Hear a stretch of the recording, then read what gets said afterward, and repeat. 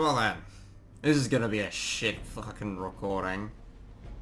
I don't know how my audio is balanced. I don't know how any of this is gonna go, but I'm going till I fucking finish. Because this time, I know that I can.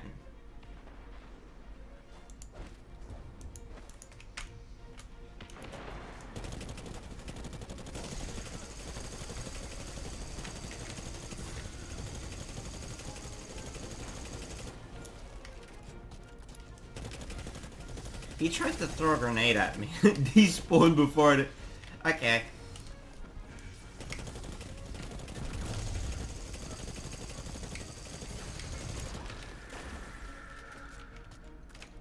Oh, I have the wrong melee equipped.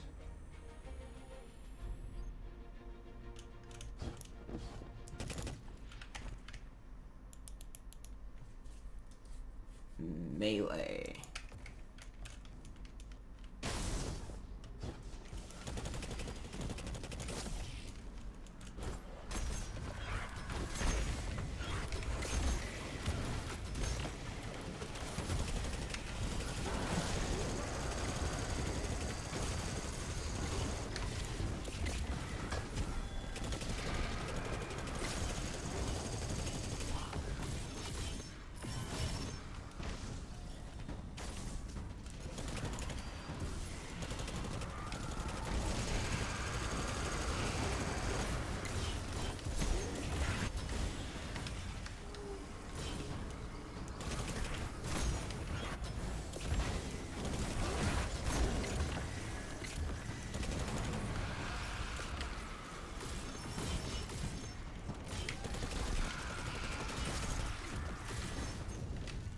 Now, currently, I'm still a little cool. As in, physically, it is a bit chilly in here, so it's gonna take a while for me to actually fucking step it up. There we go. That's the rest of it set up.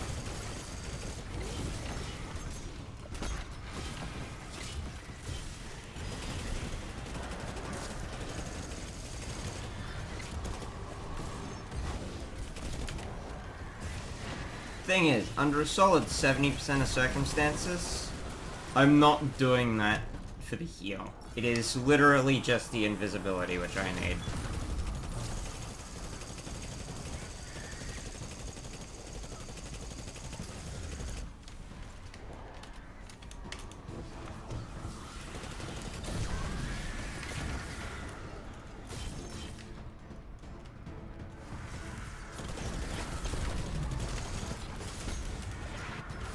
But there are some situations.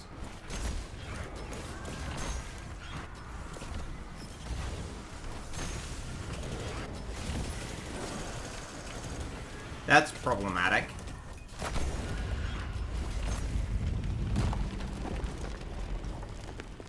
That is also moderately problematic. No additional sources of radiant. Oh well.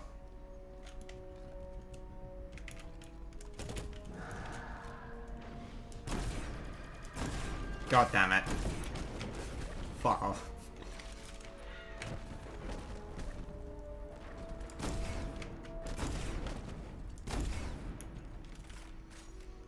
And...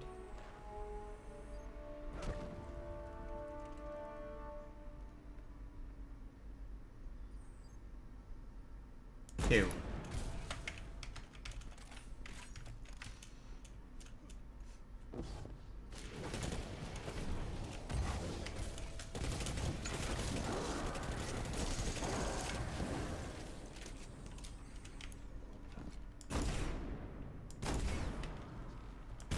God damn it, I missed.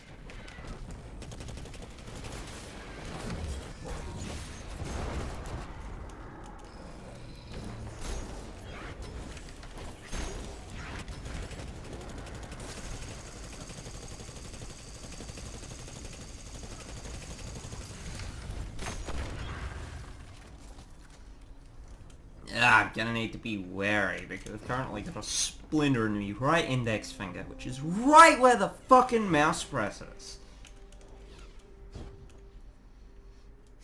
Primarily because of the job I do. I handle it manually a lot. But metal shrapnel gets fucking everywhere. Watch games say no and I fall onto the pressure plate.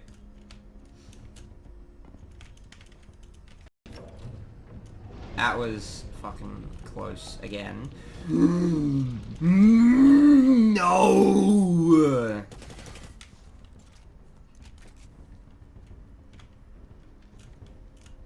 Now, I have had fuck shit go on here several times. I'm not letting that happen again.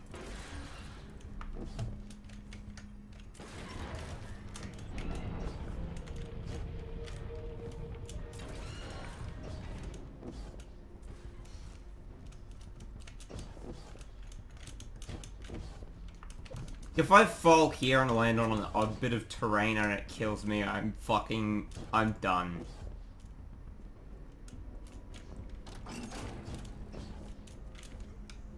Is game gonna say no? No, we're good.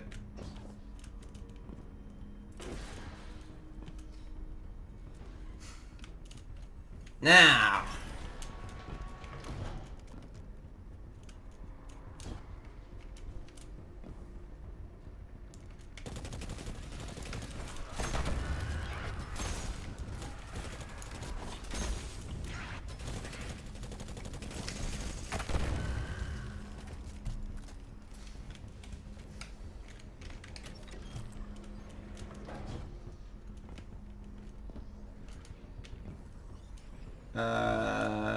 Yep.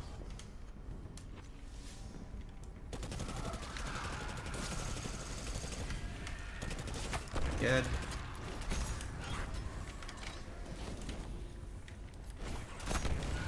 Deal with that. Bing bong. Which is dead.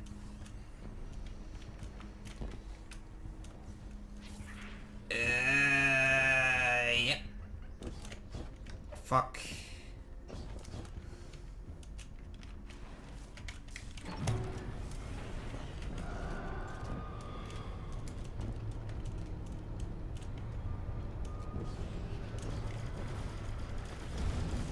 That's the problem. As soon as you double jump, the Shrieker hears it. Therefore, you can't actually deal with the Shrieker at the first section unless you feel like waiting for it to disengage. Which can take a while. Ow. Fucking splinter. However, that's it disengaged now.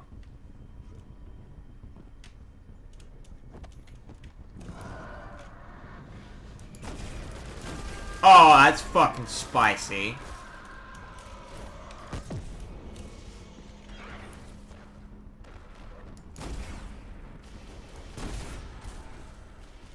That... But yeah, I had Radiant, didn't I? Yeah, no, that makes sense.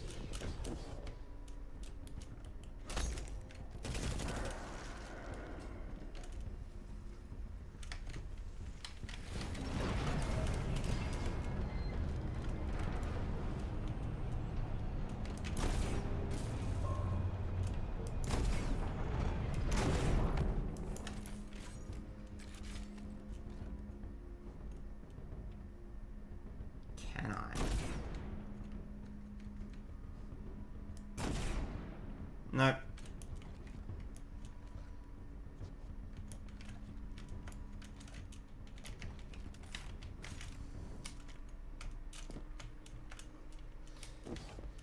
Thing is, you don't actually need the Silicone Neuroma for most of it, but it does come in handy for panic situations. And, dealing with Scorch Vandals. And Grisprax. Avarokk's little lackey.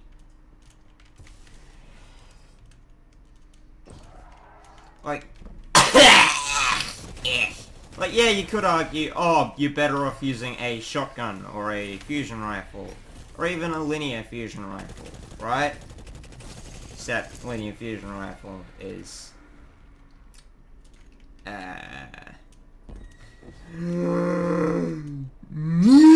game! Fuck you!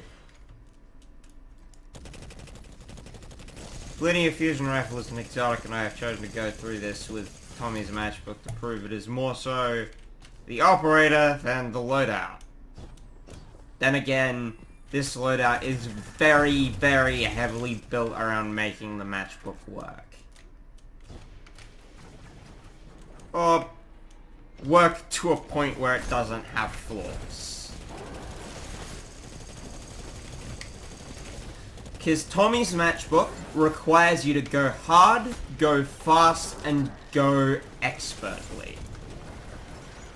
If you decide to be lax with the matchbook, you will suffer for it, and you will die. It takes precarious amounts of trigger discipline to not just go full fucking, like, where the fuck is it? It's not New York. Like, it takes a lot of discipline to not just go fucking mafia mob, but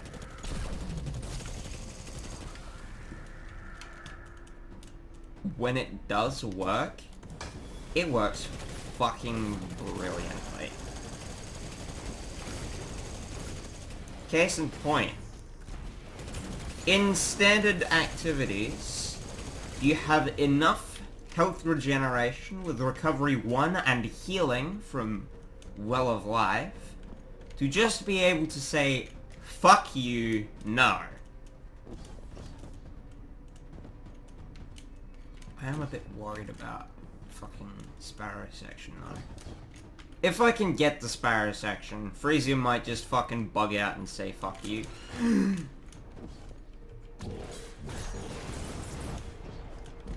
Fuck you!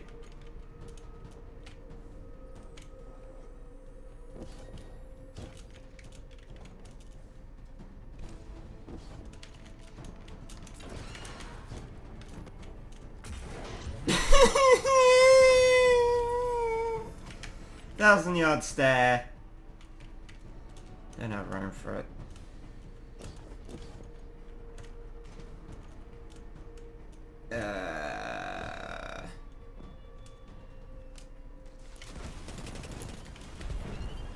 That was already too close to my death. That's also primarily why I run the super with the highest amount of airtime that Hunter can get. Other than the fact that it's the fastest burst DPS that Hunter has. Even on Avarokk, because most of the time you're doing it from behind the pod, so you're doing it from like 7 meters away. So it's sort of like, oh, but none of the knives will hit, and you're fucking wrong. Sorry about that, that didn't make any sense. One of the main reasons to not always use Blade Barrage is because not all of the blades will always hit. However, with Avarokk that is not a problem, because he is in close enough range that if you don't hit him, it is your fault.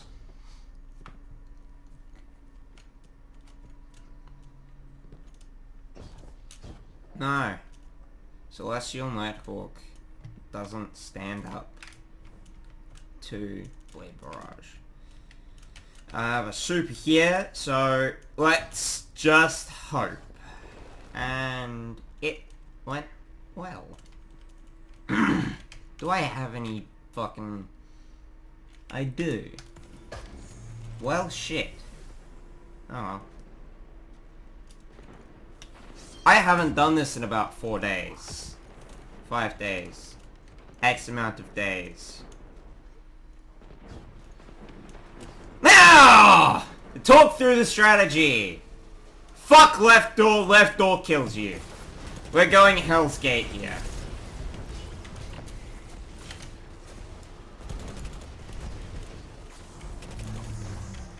You're fucking kidding me!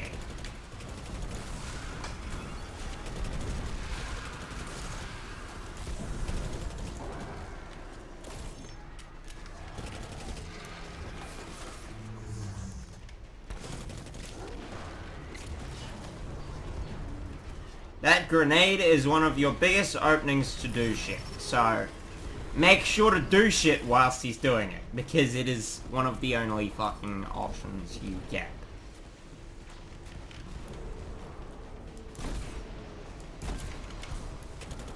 That's why I run Silicone Neuroma, because it has Vanguards Vindication. Yes, it's got firing lane at the moment. Shut the fuck up. I'm also gonna wait for my grenade to finish. I did use my grenade, didn't I? And, is that gonna pop? It should. It did.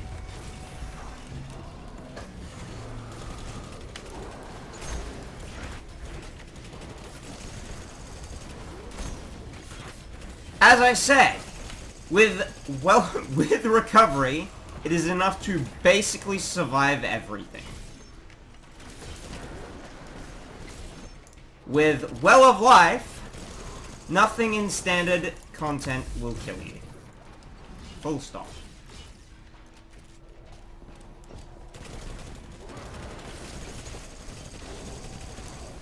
I had missed some. How many did I miss? What do you fucking mean up? I'd missed 2. Thing is, you don't often want to jump there unless you're caught really bad. Because you jump, he hears you. He hears you, he starts shooting at you.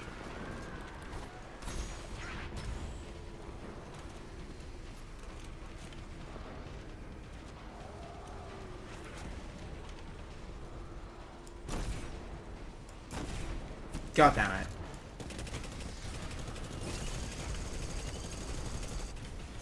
I had a full-scaled fucking panic attack over 3 seconds there. I saw my screen go red and I went, well fuck, I'm about to die, and apparently didn't drain them all. Is one of the biggest problems with this build. All of your buff slots are used immediately. So yeah, Hell's Gate, you ignore that one. We don't deal with that.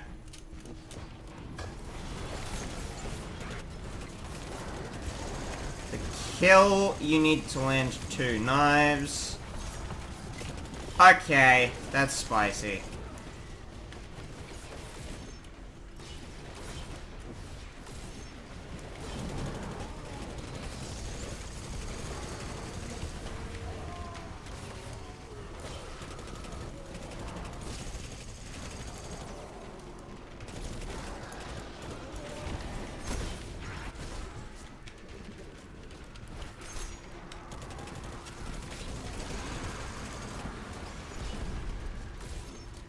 Okay, I've got all of them. There are a lot of things up there. Also, I can't really fucking see them because the way that Destiny handles Bloom is fucking obnoxious.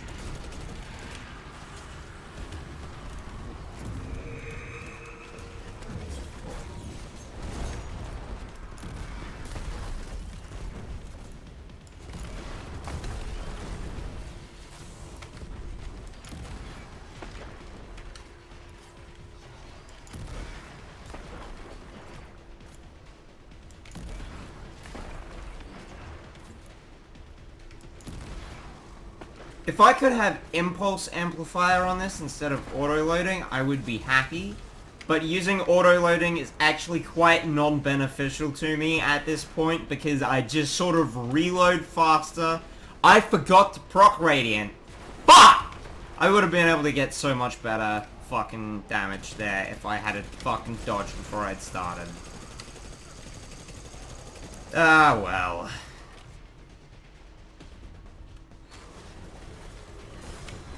Ow! motherfucker!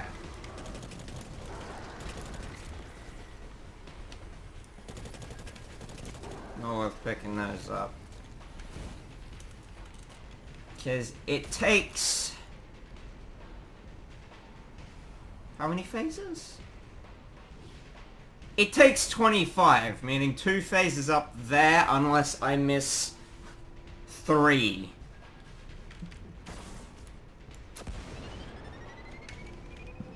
Yeah, no. Doing it anywhere other than here is a death sentence if you're going for Hell's Gate. Please don't fucking do this to me. Okay, we're good. Fuck you. Yup!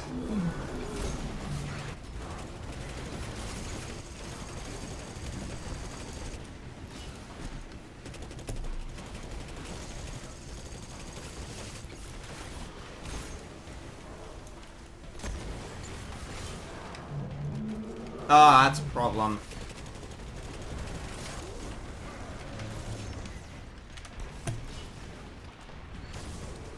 Restoration out, I've missed 3. Fuck yous.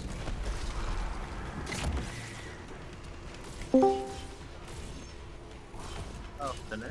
Howdy doody. I am currently going through doing a solo flawless, and I had figured I'd forgotten to disconnect overnight, and forgot to disconnect manually with my phone overnight. Rest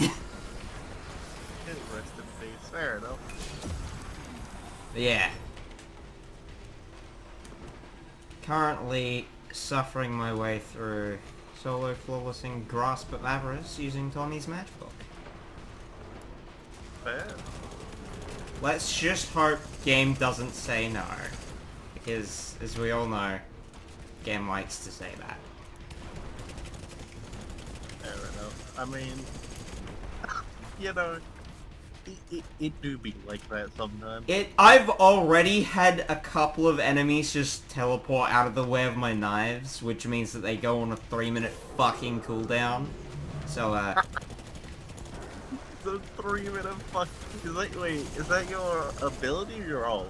That's my knife ability. It's a 10-minute cooldown for my ult. 3 minutes for an ability? Fuck, that's sad. However, if I manage to get a kill with them, then most of the time it will allow me to fucking regenerate them, unless I do it too fast, where game says no. I'm just saying, any basic ability that has like longer than a 30 or 60 second cooldown, like... Whoo! Welcome to Hunter, my friend. It's like, it's not even an ability at that point. Like, what the fuck's taking you longer than... Like, what's actually taking you 3 minutes to kill? Like, genuinely, like, it's a boss, right? That's it. Like, a boss with maybe a very beefy champion. Yeah. Honestly, the only things which take 3 minutes to kill are full-scale bosses, champions which is saying no, and, oh, that's a problem. I'm not gonna be able to make it. Fuck. Either bosses, champions which are saying no, or full-scale tanks if you're not running fucking, like, Behemoth or something stupid like that. Fair. So, everything else apart from those 3 situations, your knives are worthless. To an extent, yes, but also no, because a lot of the time they have other fucking effects tied to them. I'm just saying, I don't... Literally nothing in any regard matters. If I have a button that I can only press once per fight, it better do something real fucking big when I press it. Because it's once per fucking fight. Yeah, that's fair. Yeah, I don't know, I think it's not even the balance, it's the satisfaction level of something where it's like, man, I can do this once per 3 minutes. It's like, you don't think of that as being your little fucking piss boy ability when you do a little bit of damage. That's the atomic bomb super that's fucking cool that you only get to use once a fight. Oh yeah, so all abilities apart from like fucking dodge, which has... God, what are the fucking base ability cooldowns? It has like a fucking 45-second base cooldown. For dodge? Jesus. Yeah. Like everything else in the game has like a base 3-minute cooldown which you can alter with your like strength, discipline, and class ability stack. So at base it is like 3.5 minutes, but with like level 10 fucking level 10 strength, it's like 1 minute and 45 seconds. Still a long ass time for a cooldown. Oh yeah. Like, and I think, at least this is my personal view, one of the reasons why games like Destiny, games like Titanfall, a lot of those games, one of the things that make them good is they're not just shooters. Because, yes, let's be genuinely honest, if I want to play a shooter, run and gun, yada yada, I'm not playing Destiny. Yeah, no, you're playing Call of Duty. Yeah, I'm playing Call of Duty, I'm playing a Battlefield, if the Battlefield happens to be good, they're pretty 50-50. Nowadays, yeah. Like, yeah, like, I'm not playing Destiny. The reason you're playing those games is because you want an ability shooter. And ability shooters is where you mix in the gunplay with really cool abilities that let you do cool shit. A perfect example is Dishonored. You don't run up and stab someone in Dishonored, you turn invisible, blink up to a wall, blind everyone in a room, and then fucking slow down time as you jump and gun them all at once. It's a spectacle. Yeah. Like, a minute cooldown is just not gonna give you that spectacle. Yeah. As I said, there are a lot of ways to actually fucking regenerate them before that cooldown's over. There are kickstart mods, there are other mods which allow you to slow it up, speed it up. Different little fucking other mods and effects, etc. That's, I don't know. The thing is, once again, I mean, this is my personal thing, so it can vary from person.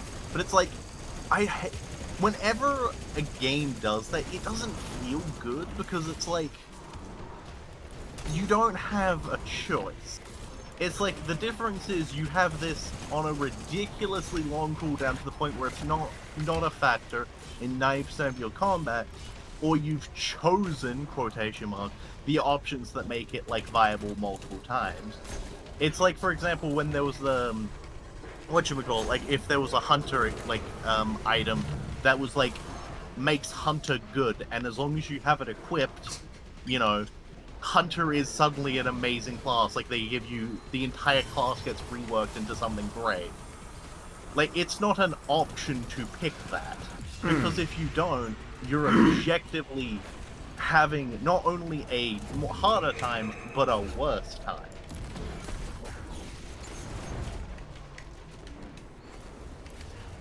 I don't know, personal thoughts. I feel like ability shooters really thrive on the fact of not just being shooters. Like, as mentioned, one of the fucking coolest missions in Titanfall was the one with the time switch, because fucking jumping into time, gunning somebody, jumping off a wall, swapping time again when they try and shoot me, and then immediately hopping back in to pop them with the Mastiff at point blank was fucking awesome. Oh yeah, still best mission in Titanfall. Maybe even in fucking video games for a long time.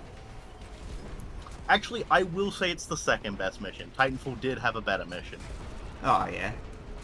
Which was the, what was it? It's the second to last, like, technically I'll call it a combo because it's like one following up on the other, but it was the last two missions where it's like the whole drop in with the army of Titans to assault the army of Titans in a base, and then being on your Titan, fucking running across like the fucking, like, ships in the sky.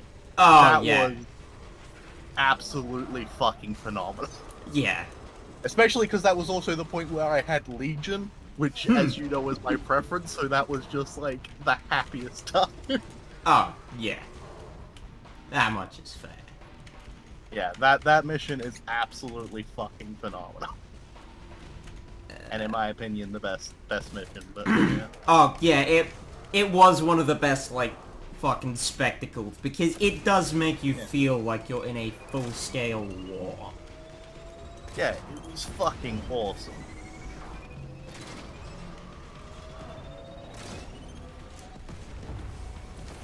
But yeah, I mean...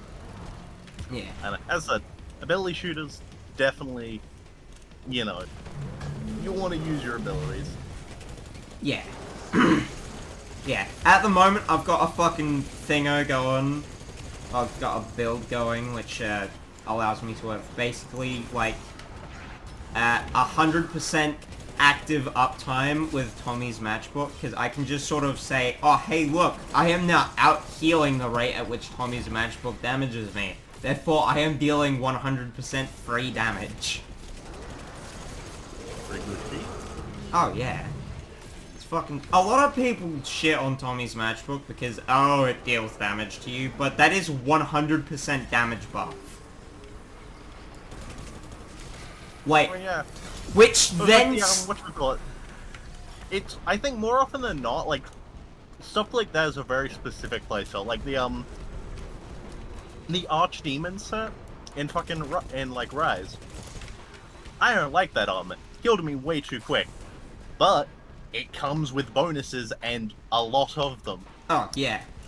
For its downside, it comes with more good sides. Or more upsides. Yeah, it's like, if you're that kind of player, which considering your constant use of the matchbook, you definitely are. I am psycho enough to be classified as such, yes. It's like, yeah, that's your style of weapon. And also, another thing is... one of the secret specials, the healer one, that your Palico can get, when that triggers, as you deal damage, it increases the amount you're healing. If you have that at tier 2 or 3, you're healing more than you're taking. Oh, yeah. On top of the innate ability to heal from doing the switch skill dodge. So, like, there's a lot of potential there for if somebody wants to use it. Hmm. Honestly. Because, yeah, I feel like a lot of the time people are just like, oh, well, it's bad, and then they, like, forget about it, and it's just like, it's not bad, it just has a specific use. Yeah. Very sort of niche playstyle to it. It's like, sometimes that use isn't very good. Like, one of the perfect examples is, like, the Shadow Knives things, where it's like, I can look at that, and I can look at all the abilities they've given you, and it's like, I see exactly how they intend for this to be used. It's just not that well done. It's just not It's like, good. there is very clearly a playstyle. Hmm. It doesn't work that well. Although, I mean, as said, they could make it work pretty well with a good couple of changes, but...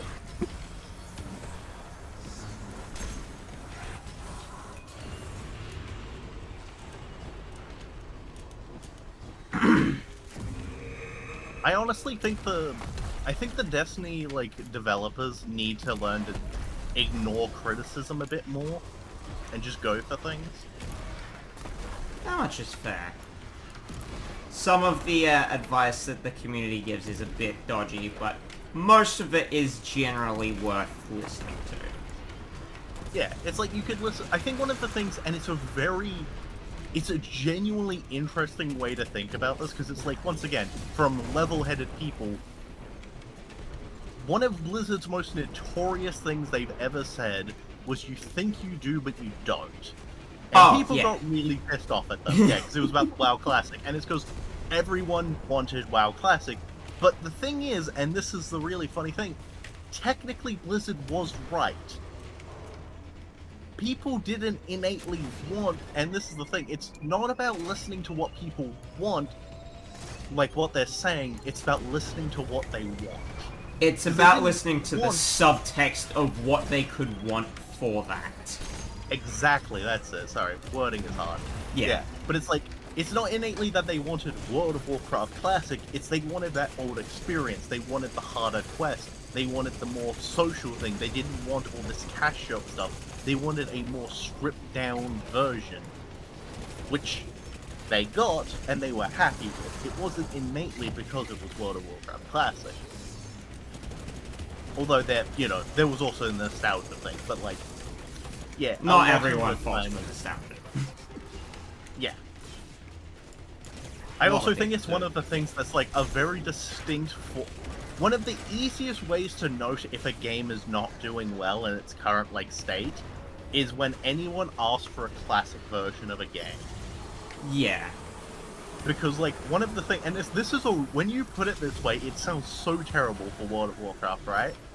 The most excited people have been, and one of the most well-received things that World of Warcraft has done in the past, like how many years, was the removal of 14 years of content. That is not something that you want. It's people's happiest is when you're fucking just deleting everything. But it was, because, yeah. Yeah.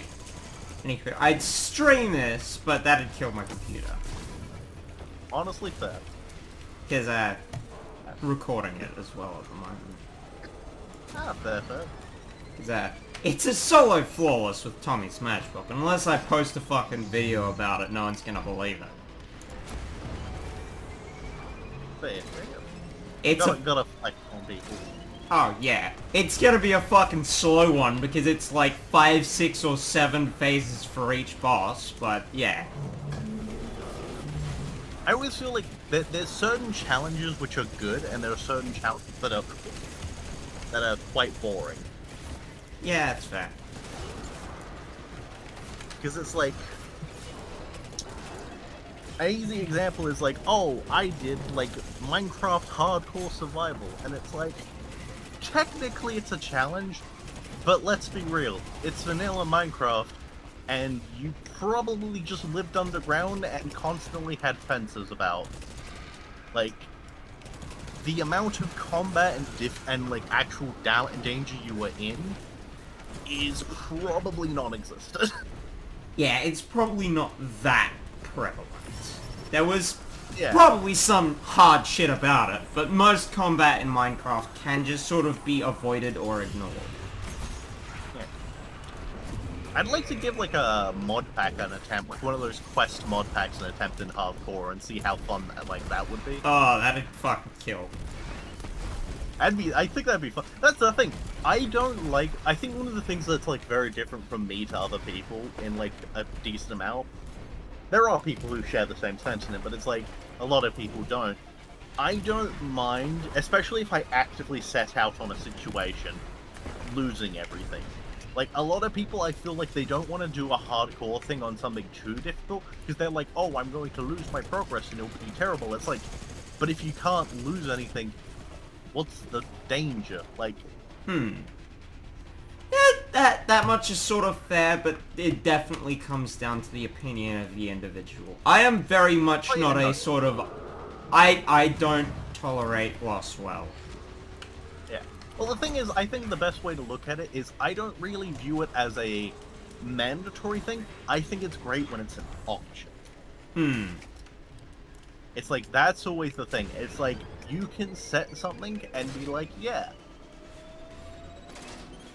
if this happens, then yada yada. Yeah, if X happens, then I lose Y. Yeah. Whereas, like, another person can then choose, obviously, I mean, Minecraft, perfect example, one person can pick hardcore and play on their hardcore world, one person can just not, and then they're good. They don't have to suffer that issue.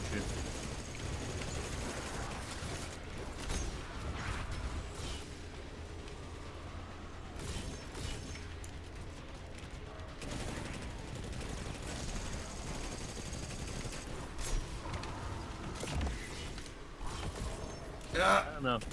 I was looking at Minecraft mod packs, but it's like, it's finding a good one. I found a couple that seemed like fun, but it's like finding a really, really good one that has quests. Yeah, finding good ones can be difficult. Yeah, that has quests. It's like, yeah, going into a sandbox, like, or a fucking theme park one is just like, it's not really a thing. It's like, especially for hardcore, it's like, I want to have a go. You want a sort of path to take. Yeah. It's like, what am I trying to... Why am I playing hardcore? Because obviously for vanilla, it's kill the end dragon, which, I mean, already is just like, it's not that hard. Yeah. Not a threat, really. Let's be real. Under a lot of circumstances, yeah.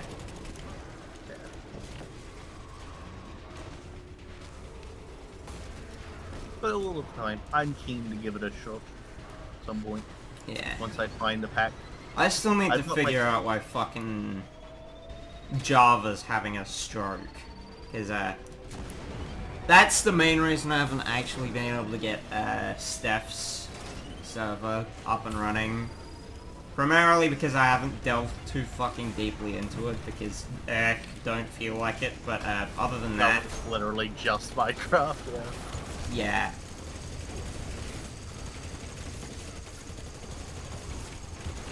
Honestly, I'd probably just go in and uninstall Java and reinstall it. Yeah, I think the, original problem first arose when I, tried to make another server work because it required an older version of Java. So, it might have uninstalled your... It might have, like, redone your... Like, revert it. With your current possibly. Java. I don't know if Java does that. Yeah, I can't remember. I don't know, it'll be interesting. If I do find a mod pack, I intend to go see if I can drag some people into it and see if I can get people killed. Be Yeah, fun. sure. I think one of the things, ideally, and these are the best packs, is the ones that have lives. Like, having like 2 or 3 lives, I think is like the ideal way to handle it. Just because like one death, sometimes shit happens, sometimes things get buggy, and it's just unfortunate. Yeah. And that kind of death really sucks. But if you've got like a couple of lives, it's like, you know, you've got that kind of safety net. I think, there's a guy who plays a lot of Minecraft named Etho. He's done a fair couple on. Terra Firma Punk could be an interesting one, because I'm pretty sure that one has the option for lives. However, it is an older pack, and based off of Terra Firma Craft, so... At 1.7.10, yes. I still stand by 1.7. 1.7.10 was like... There have been a couple golden ages for Minecraft modding. That was one of the bigger ones. Oh yeah, no. I think it's like 1.7.10, 1.12, 1.16 are the 3 that I can think of. Yeah, I think the 3 primary ones... Oh, 4 primary ones for me were 1.6.4... 1.7.10, 1.12.2, and 1.14.2. Also, it wasn't the golden age of mods, but I do have to give credit to, I think, what was it? It was 1.2.4? I think? Not because it was the gold, actually, because at the time, there was only one mod pack that I think had any relevance, but it was Tekkit Classic, and you cannot understate the sheer importance of Tekkit Classic as a mod pack. Yeah, that's fair. I never ended up... First big, like, mod pack that people were super, like, knowledgeable about and got keen on. Yeah. I wasn't, like, around for Tekkit Classic. One of the first times I ever actually got into Minecraft modding was, one by the name of Kovacic's pack, or Kovacic's mod pack. I haven't actually fucking seen it, but that was, like, still when I was learning what the fuck Minecraft was, let alone what modded Minecraft was.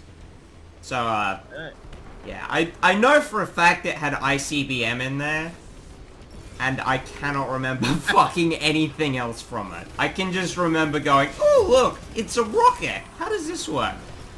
I can't figure out how this works. How do I get the Minecraft rocket to work? Genuinely, I'm so sad I never found a group of people to play VODs. To play... Vaults. Vaults. Yeah. Vaults was an old school mod pack. It was basically the like ICBM mod pack. Like it was back in the day, like modular power suits, ICBM, a bunch of those like explosive mods. It was. I wanted to get a bunch of people together and be like, let's all set up our own separate bases and go to war. And everyone was like, no, I don't want my stuff to be blown up. And it's like, pussies.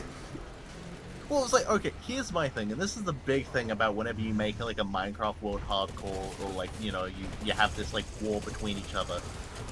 Look at fucking Velgecia when we played that. What was the unceremoniously fucking boring end to our Velgecia server? Fucking everyone just got bored and stopped playing, and that was it, and everyone's stuff was just there. We did anything. Didn't matter. At the end of the day, like, nothing. There was no difference between what we did and blowing everything up and closing the server. Yeah, fucking basically. Yeah, there's no fucking difference. It's like, at the end of the day, The server's dead anyway. Yeah, you close down a server, you like end the world. That's it. Everything's gone anyway. It doesn't matter if you just decide to take the end of the road when you blow it all up, or actually do something cool with what you have. Oh, yeah. Would have liked to have just sort of fucking, like, detonated it or some shit, but it's like, that could have very easily just fucking crashed my computer. Anywho, that is the first boss done. Hey, good shit, good shit. Got a Matador from it. That could be interesting. Yeah. Now, Kinda, this section... I was kind of sad nobody... Oh, yep. This section is gonna be a little fucked, because I'm gonna need to remember exactly the path of which I'm gonna need to take. I'm actually gonna see if I can find an account of what it is. Hold on. Grasp of Avarice. Sparrow map. Also been pinged. Oh, it's for raids. Classic. Has no one made a map of the fucking Sparrow course? No, they have not. No one's made a map of the Sparrow course. Oh well, I'll just fucking, once I've finished this and uploaded it, I'll send you an embed of the start of the fucking Sparrow section and show you the shit I've got to get through. Because I'll explain it to you now. What it is I have to open a big door in front of me, and then a 20-second timer starts. From there, I have to hop on my Sparrow and rush down the course, extending the fuse as long as I can, and then disabling 3 mines. Huh. Like, each... And you have one chance to do this, right? This is solo flawless, so I have one chance to do this. If not, I have to go fuck up Freesia again. I have full faith in myself being able to do the next section, but this section is gonna be scary. Fair enough.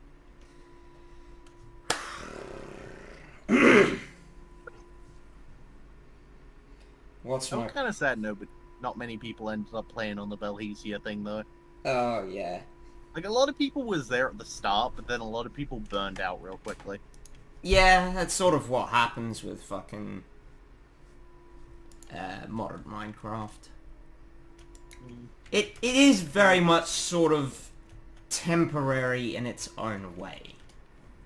I feel like it's temporary. I think one of the things, and it's one of the big things, is like questlist really help with that. I feel like 90% of people open up like a mod pack of like Minecraft. They see like 10,000 different things, don't know where to go, start off to try and figure out where to go, and then give up and then quit. Yeah, that's fair. Anywho, give me a minute and a half. Good luck. I'm gonna fucking need it.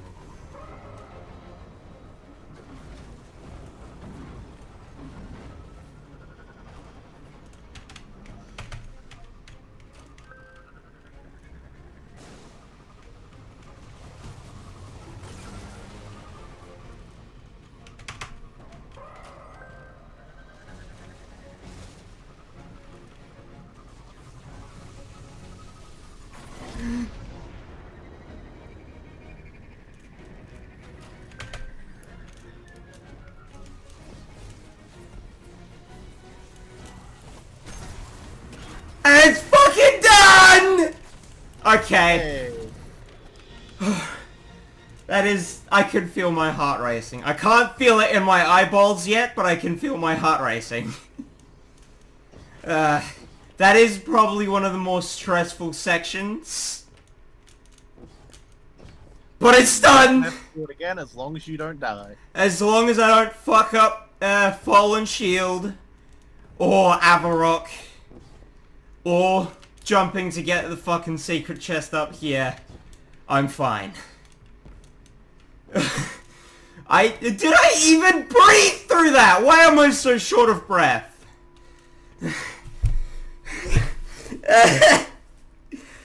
The thing is, I knew there was one way that I was gonna know what had happened. You were either gonna yell in triumph and joy or scream in despair.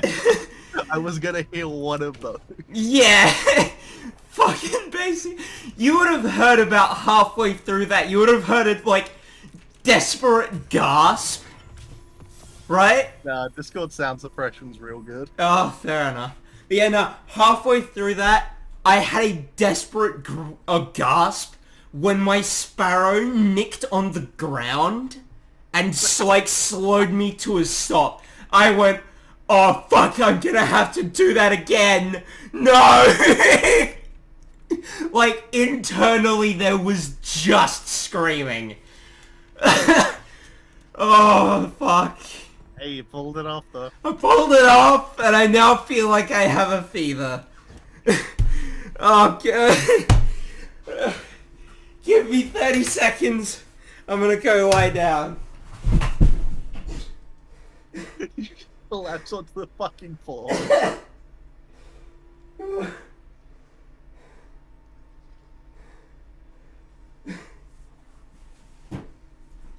Ah!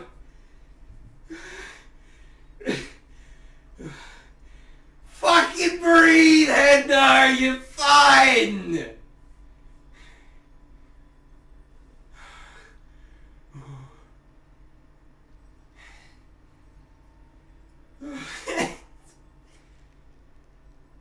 Oh, God.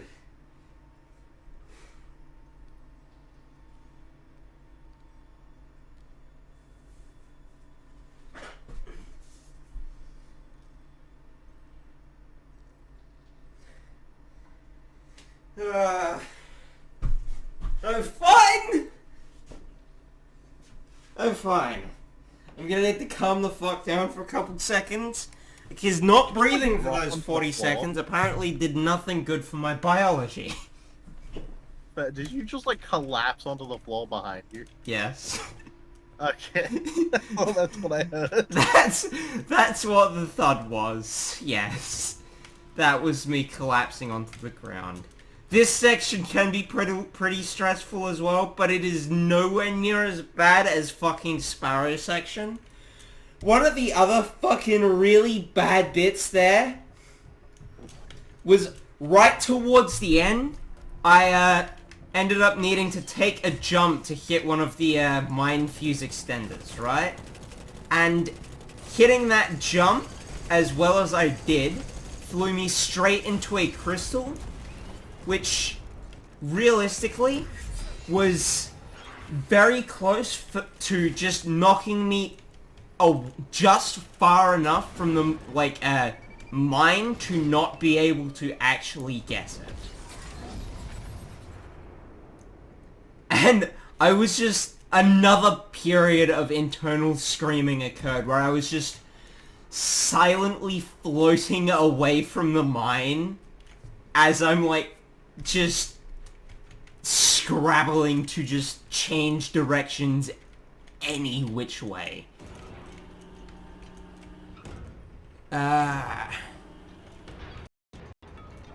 Now, this fucker is... You bastard! Oh, okay, that works. Fucking one of the Scorch Cannon Vandals, because that's one of the biggest things about Hero Shield. This section I'm on at the moment is in order to activate the different, like, blast cannons to move you around the map, you need to use Scorch Cannons, which are dropped from Vandals with Scorch Cannons. One of them somehow managed to preemptively activate the blast pad I was trying to get moving on just then. Which is definitely a little spooky. But it's nothing that bad.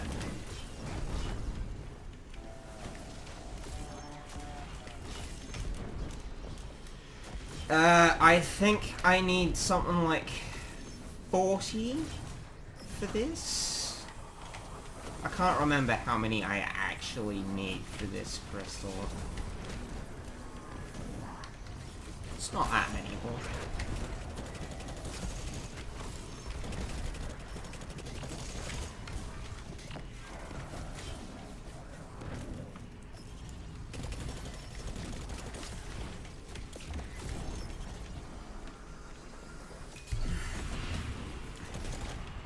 Okay, I'm gonna be honest, I'm gonna clear the fucking Scorch Vandal and all the dregs first.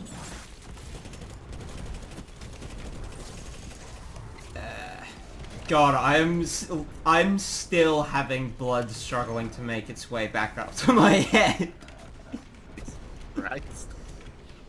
Oh. God damn it. Fucking missed 2 of my 3 sniper shots. Anywho, Scorch Cannon got...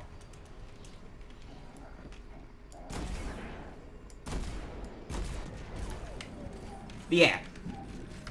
So, the shtick with Fallen Shield is I need to find a way to disable the Fallen Shield, or the shield that the Fallen have made to protect Avarokk, right?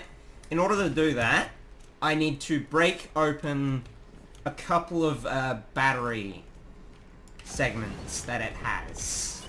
In order to do that, I need to destroy one of the different servitors that they have around the map, which are, like, being protected by the crystals of Avarice. And once I overfill one of those crystals, it disables the small shield protecting the servitors, which I then need to launch into the blast cannons to destroy one of the 4 battery compartments. Okay, I've never had that happen before, and it's now happened twice in this one attempt. Scorch Cannon Vandal. Like a good omen. Scorch Cannon Vandal's preemptively activating the fucking blast pads.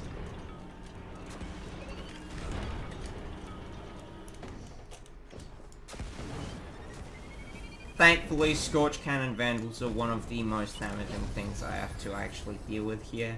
This place is a little spooky, I will actively admit. but it isn't that bad. Yeah, so I'll actually have I talked you through my fucking build at the moment? Yeah, you showed it to me at one point. Oh yeah, the entire sort of utilizing Ember of Empyreans to the best I can. Yeah.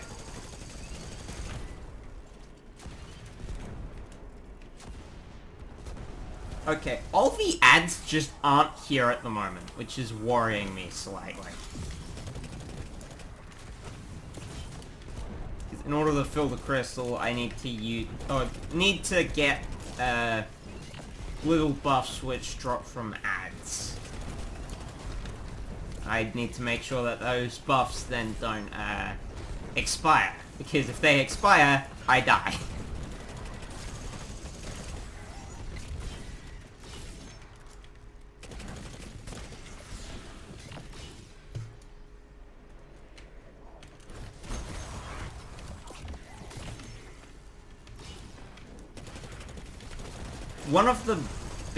One of the easiest things about Grasp of Avarice is that those buffs which the ads drop,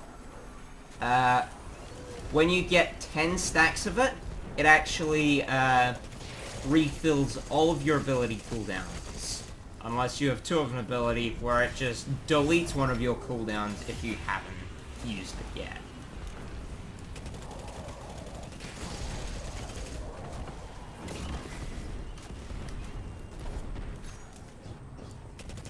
Which is definitely a bit of a bummer, but at least I'm not playing something with 2 abilities.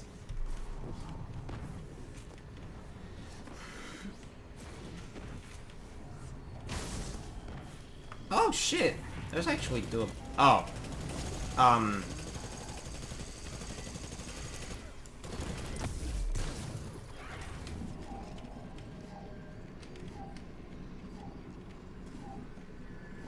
Is that in? That's in!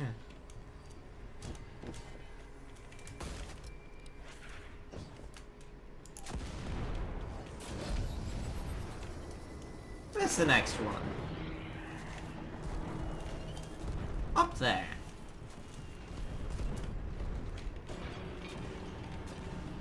Yep.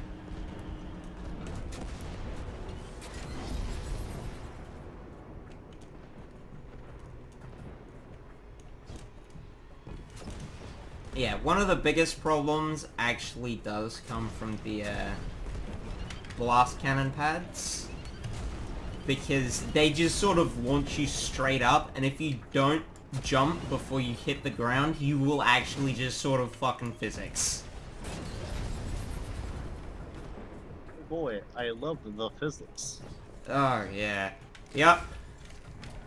Anyone who says they get killed by ads more than the architects is lying. The architect is the true enemy. Yep. The architects being a fucking physics engine.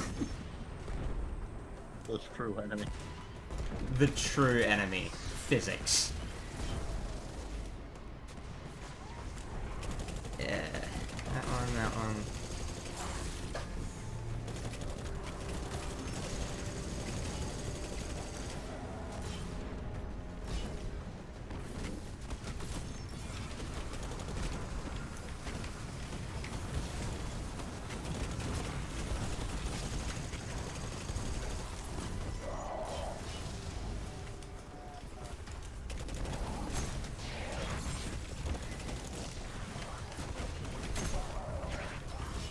Yeah, nah.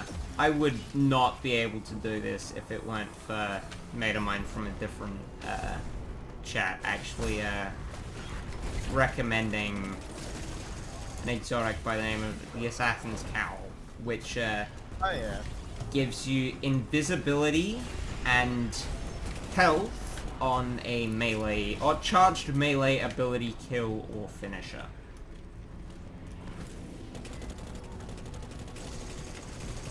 One thing I always find weird.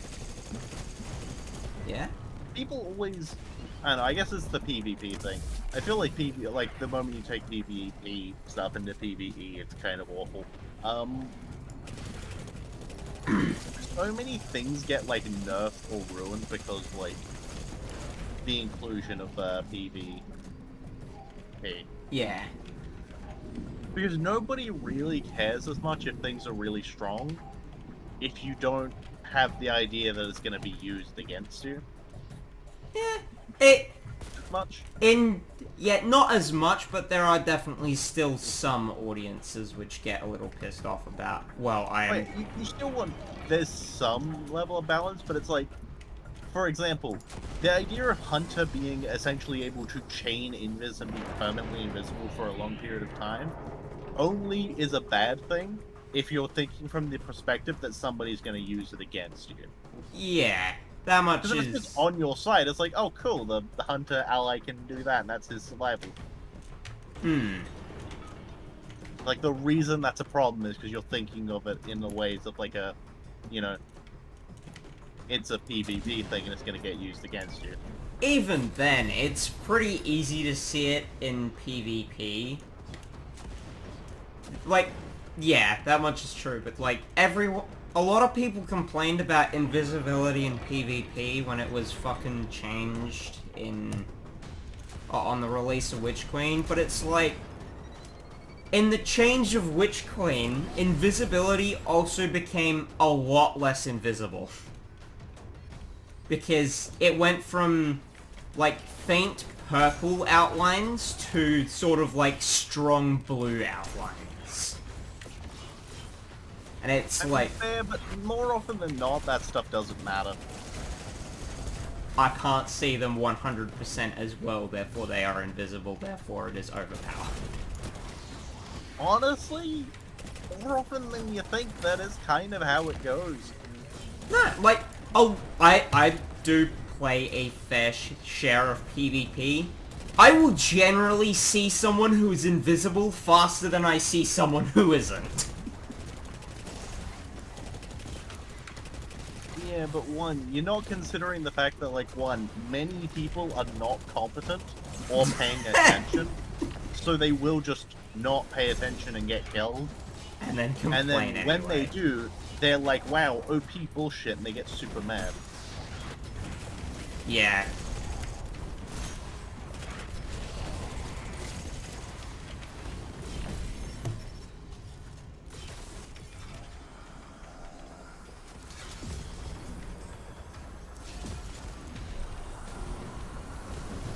Oh, it's like fucking, the other day, ended up in a situation where it's a bunch of people going, oh, fucking Shadow Dive went for an entire year before it was nerfed once, and it's like, you're fucking wrong, it was nerfed 3 times with an additional time in proxy. It's just none of those changes worked because Shadow Dive wasn't the problem. That's always the best part, is when something gets nerfed over and over again and it's not the issue. Oh, yeah. So, I've described to you about what made Shadow Dive so problematic, right? Somewhat. So, what Shadow Dive was it was literally just an ability to fall to the ground fast, and it would shatter crystals within 5 or 7 meters, I think. It might have been... It probably used to be more than that. And, it definitely deserved the first nerf. Because, falling to the ground should never have fucking armor. But, yeah. I feel like it should in some cases. Depends how you design things. In some cases. With, Warlock has a similar thing with, Phoenix Dive. Phoenix Dive got changed from being a neutral ability to being a class ability, right? And, oh, so that was the, second new fucking... Ooh, Hero of Ages. Second new class ability that we've received. That was very nearly me accidentally killing myself because I fat-fingered. Yeah, so... Phoenix Dive drops you to the ground and starts health regeneration and heals a significant portion of your health when you do so.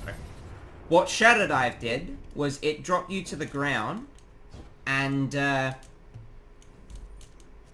shattered things within a vicinity, right? So someone ended up putting together, wait, we have a grenade which lets you spawn a whole bunch of things you can shatter. What happens in PvP if I get there, drop that on the ground, and then break them all? And then it insta-killed them, or insta-killed the person that was next to the grenade, and then they made a video about it, and then it went on a rampage for a year straight. It received 3 nerfs in this time. The first one, it probably fucking deserved, because armor in PvP, damage resistance in PvP is always problematic. Look at the stag. The stag's just sort of fucking annoying. Etc, so on and so forth. But it wasn't until the proxy nerf of Glacier Grenades where Shadow Dive stopped being a problem. And most people who complain about Shadow Dive fucking forgot this was the case. It's just fucking... If you're going to make a fuss about something, at least be fucking right.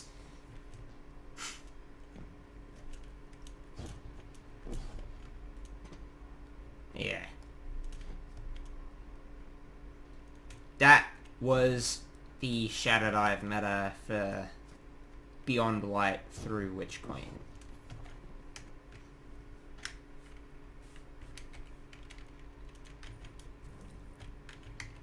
Now, this one is going to be really tense, because I haven't actually, by definition, completed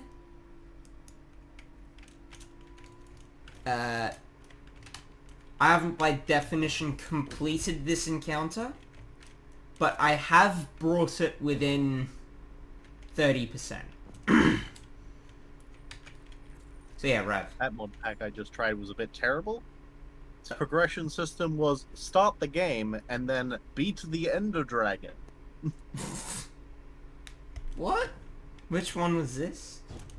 It's called Mineshafts and Monsters.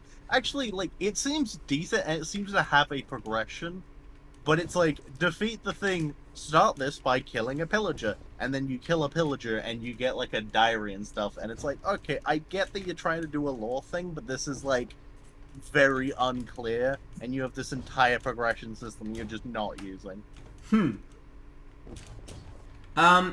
I have actually heard of Mineshafts and Monsters. I think it's supposed to be like something Dungeons and Dragons. Yeah, it gives me that feel. Yeah, I haven't... It would be really cool, but yeah. I have actually heard good things about it. From Tomato. Fair. Yeah. I don't know. My only thing is, the immediate thing is it's not very clear as to, like, where I should go, what I should do. It doesn't have an outlined direction. Yeah, like, it gives you a thing where it's like, oh, go kill pillagers. It's like, okay, I guess I'll just go find pillagers? Like, Yeah. yeah. And the two that I found so far that are pretty good is Dimension Zero and Dungeons, Dragons, and Space Shuttles. Those so far have been the two most well put together ones I've found. I'm guessing Dungeons, Dragons, and Space Shuttles has Galacticraft in it. I'll get out chemistry. Oh. I still want to get into alchemistry, but I've never fucking gotten around to it. Yep, Galacticraft. Yep. Nothing else is Space Shuttles. Actually, there is. What's it called? Oh, shit.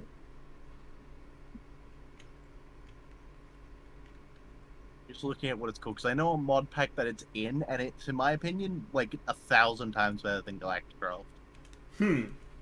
Advanced Rocketry. Yeah. Advanced Rocketry is actually a super, super cool mod.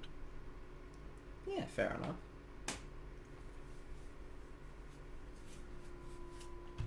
Does it go as in depth as Galacticraft? Way fucking more in depth. Oh yeah, like other planets?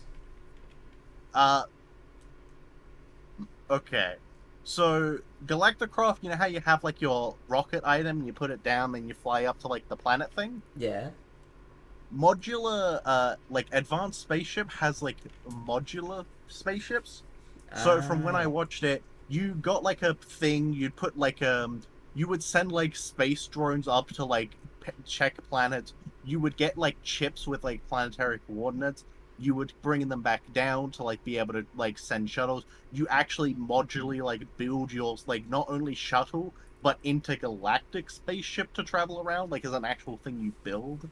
Yeah. It is absolutely incredibly cool.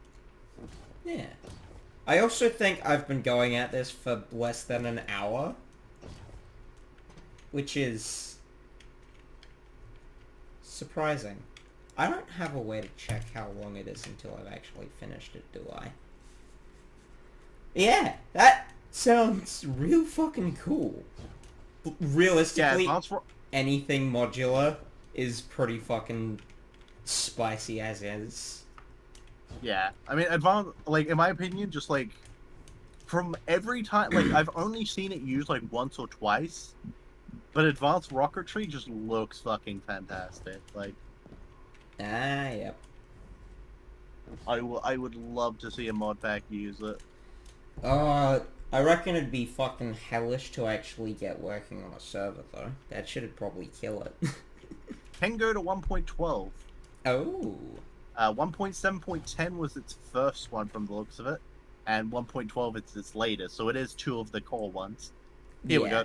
Yeah, so Advanced Rocketry is a mod created by ZMaster587. It adds custom rockets to travel to asteroids, planets, space stations, satellites. Machines uses red flux and multi-block structures for most of its devices. On top note is a holo projector, which allows players to create a virtual 3D schematic of the structure they are building. Yeah. It's just really fucking cool. Oh, yeah. Nah, that's just because of the projector. I was about to say it's got some immersive engineering feel to it, but no, that's just because the fucking Well, there's multi-blocks. But it's also the fact that all its things are multi-blocks. Yeah, so yeah. I can get that.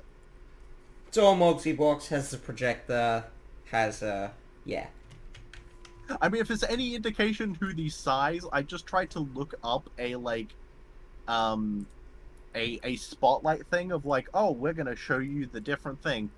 It is 6 30-minute episodes. It's a 6-part 30-minute of just all the things in this one mod. So it is it's a full thing, as it should be to fly to another planet. It's a full deal. Yeah. So, wait, if I'll go back to the first one, because I'll go through what each video. So, part 1 is just machines. Part 2 is rockets and fuel. Part 3 is satellites and mining rocket. Part 4 is space station and elevator, which I believe I remember you can make a space elevator, yes. Yeah, fair enough. Part 5 is warp, orbit laser drill, and unmanned vehicles. And then part 6 is the railgun, terraforming, ore scanner, and more. It's a mod. It's a whole ass mod. Yeah. I would love to have, like, a pack that's, like, the server breaker. Like, fucking Advanced Rocketry, Create, like, all the mods that have, like, so much you can do with them, but they would just break a fucking server. Oh, yeah. Thorncraft with all its add-ons would have to be in there as well. So we're looking at a 1.12.2. Yeah. I can still remember my little brother going on about, oh yeah, these guys in this fucking server that I go into really don't like me because I just get there with a fucking create and just go, oh hey look, I've rotated my base. Why is the server not responding?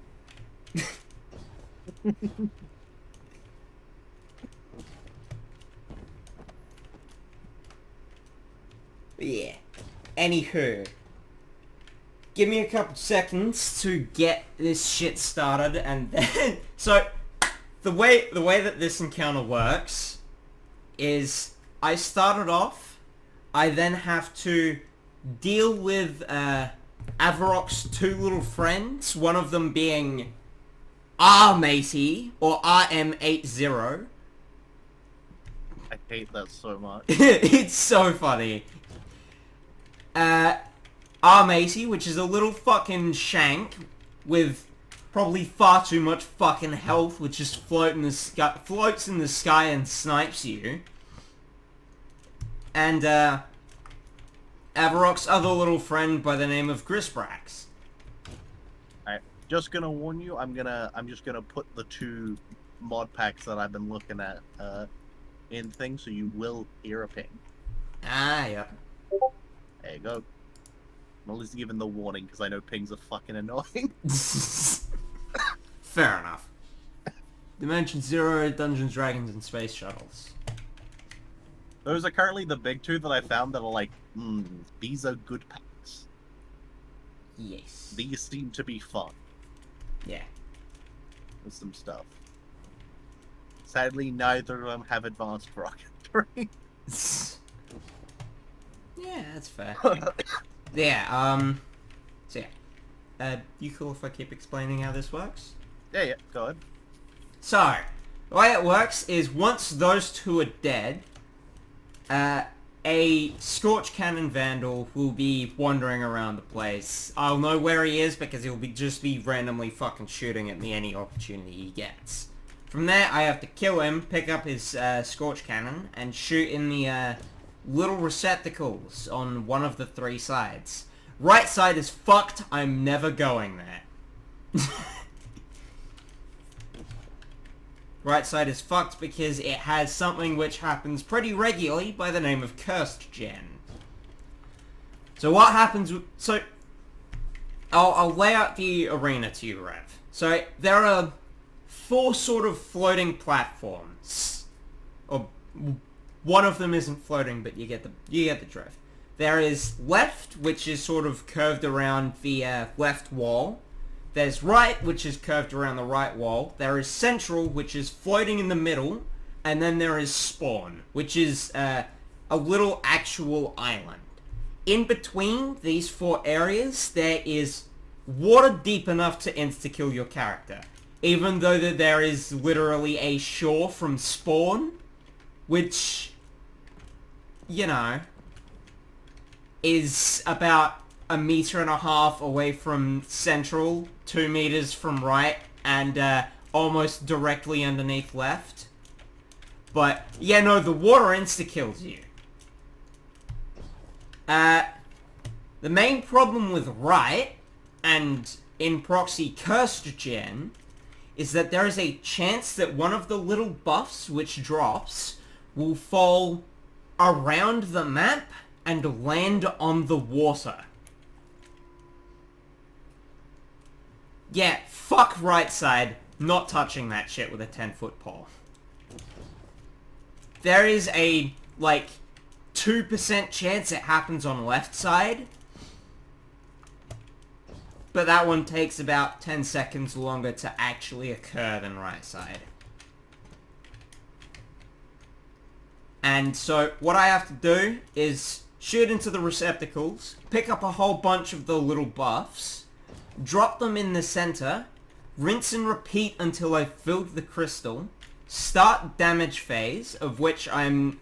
So, the little receptacle crystal is right in the center of center.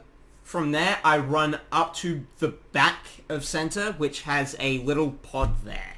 I stand behind the pod, giving me a safe place to damage from. Right? Yep. And So, what was I going to explain? So yeah, I need to fill up the crystal, move back to the pod at the back of center, which gives me room to damage phase. Damage phase goes about 20 seconds, long enough for me to get all of my heavy reserves and a super out, and from there I basically rinse and repeat that until Avarokk is dead. I do have to deal with Arm 80 and Grisbrax every single phase though, so that is probably what's gonna kill me. If there is a way that I lose this now, it is almost definitely Grisbrax or Arm 80.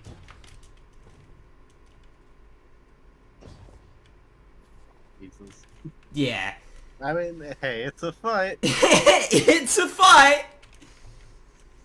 It's quite stacked against me, because there's 5 square meters of cover total, but thankfully Assassin's Cowl helps me with this. And you will see me using Assassin's Cowl more than I probably end up using my sniper, which I'm gonna be using a fair bit. But not as much as the matchbook.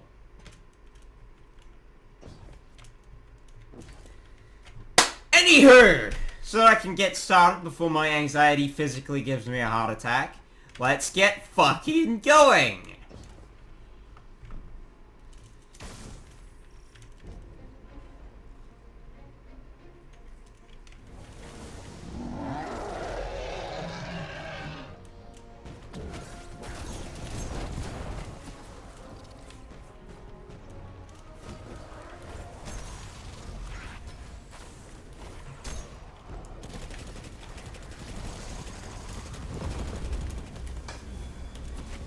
Perfectly timed season rank up, right in the way of literally everything.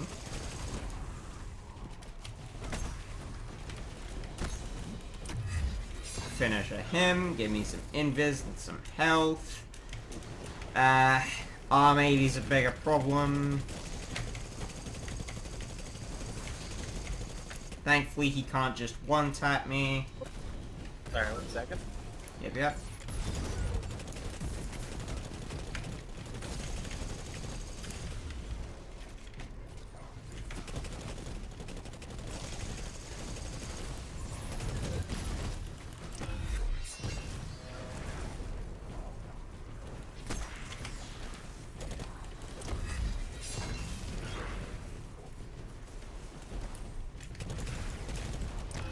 This is probably the worst that a phase could have gone.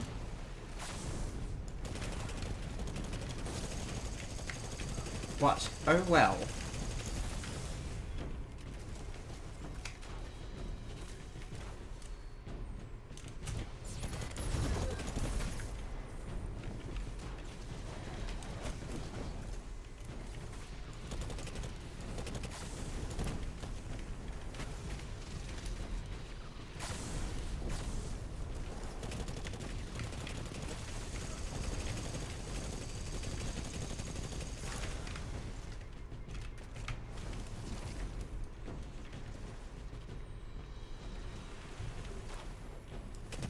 And I'm back. Yep. So yeah, I mostly end up killing Arm 80 with Tommy's matchbook, so it does take a fair bit of time, but heavy is just that valuable of a resource, and I am using a sniper rifle to deal with Grisbrax better. Fair enough.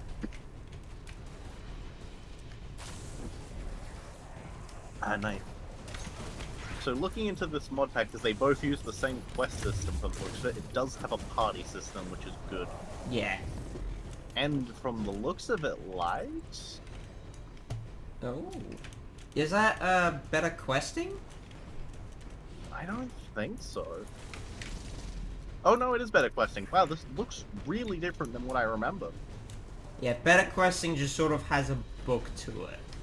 And it's generally the sort of default. Anything which uses better questing is generally a pretty good pick. Yeah, no, this is actually a lot better. Oh, this is so cool. So it gives you, like, the Tier 0 main quest line, and there's, like, Tier 1, Tier 2, Tier 3, Tier 4, Tier 5. Yeah. As, like, you build up through text. But as you get through... So, for example, if you go... It starts off of, like, welcome, get wood, crafting table, yada yada, Stone Age, which is, like, the furnace. And then it branches off. There's apple trees, clay what, blah, blah, blah, blah, blah. Yeah. If you go up the top tree of, like, apple trees, it leads into the an unlock, which is a quest line of the kitchen workshop. If you go down the smelting tree, you can go up to clay plates, blah, blah, blah, you know, different things, and that can branch off into unlocks ores, alloys, and smelteries, which is tinkers, etc. Mystical agriculture, black magic, white magic, blacksmith workshop. Basically, it's just a really cool thing of, like, as you progress through, it doesn't, instead of having all the quest lines open at once, it's just like, okay, start through stuff, as you get there, then we will unlock the quest lines for what you're doing. Yeah. Is this Dungeons & Dragons and Satellites? This is, yeah, Or Dungeons, Space Dragons, Shuttles. and Space Shuttles, the one I'm currently looking at. Yeah. Also, it gives you a common backpack to start with, which is literally just... More inventory space. Yeah, but it's only 2 bars, so it's only an extra 20 slots. In comparison to the usual ones where it's like, oh, there's a super backpack, which gives you an extra, like, 40 or 50. Yeah, standard backpacks generally give you fucking 30. Common backpack. Yeah, it's like it's a second inventory or like a chest, whereas this is not an inventory. That is just sort of... Just nice and convenient, because I guess while you're walking around to set up stuff, you'll be picking up stuff. Because it's a mod pack. Yeah. That is a very nice thing. I always like whenever something gives you food and like a backpack at the and like a storage thing at the start. Yeah. I'm gonna be honest, in Minecraft I have never gotten along with food. I just don't get along with fucking like food saturation meters. This one has a really nice thing where it's got the thing of because there's 2 hunger mods. One of them I think is fantastic, one of them I hate. Yeah. In any of the hardcore survival packs, you'll always see Hams. the one that I hate, where it's like, you've eaten this food, so it becomes worse as, like, time goes on. And it's really annoying. Whereas this one has the good one, which is, oh, you've not eaten this food. If you eat different types of food, you get health. It's like, it's just... It's so much better to reward people for diversifying rather than punishing them for not. Yeah. Because it's just not fun to be punished. Okay. I can deal with Grisprax now.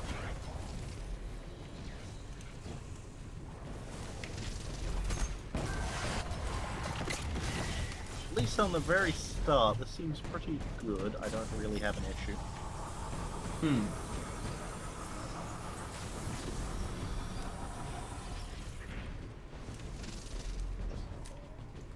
So yeah. I am about ready to get started for actually running the gauntlet and picking up burdens of...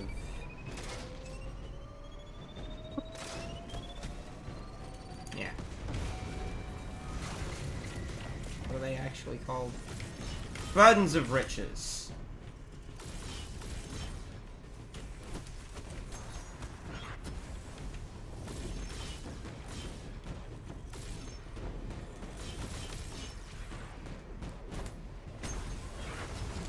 Yeah.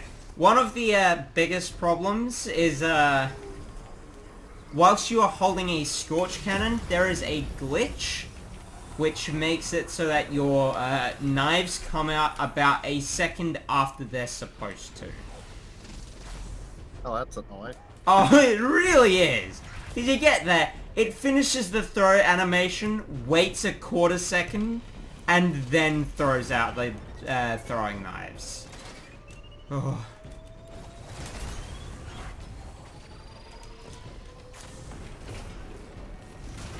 And this should about get me started for my first damage phase, which I should be able to do about a 7th.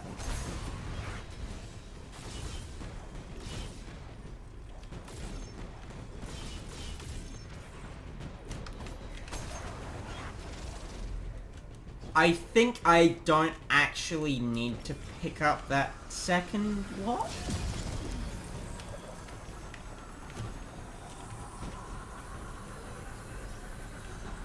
Oh no, I need to do 3 runs. That's right.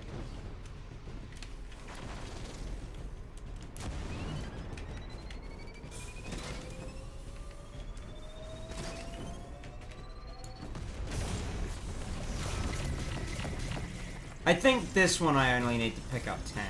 I'm gonna pick up ah, fuck. I might only be able to pick up 15.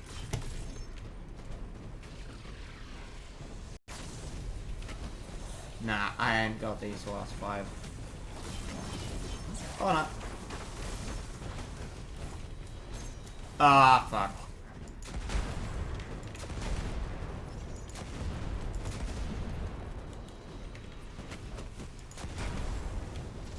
Nah, I'm not going in there with full fucking visibility.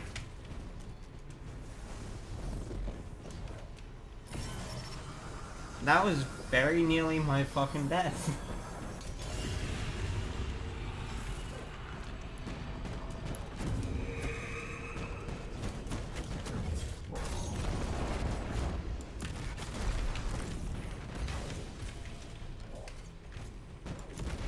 God damn it.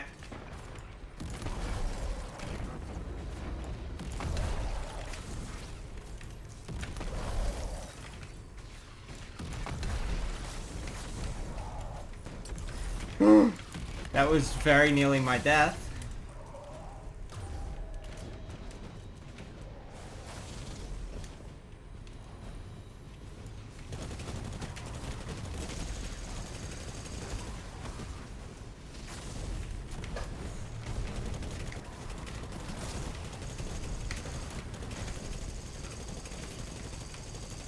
Well, there goes the Vandal! God damn it. Oh, he's back.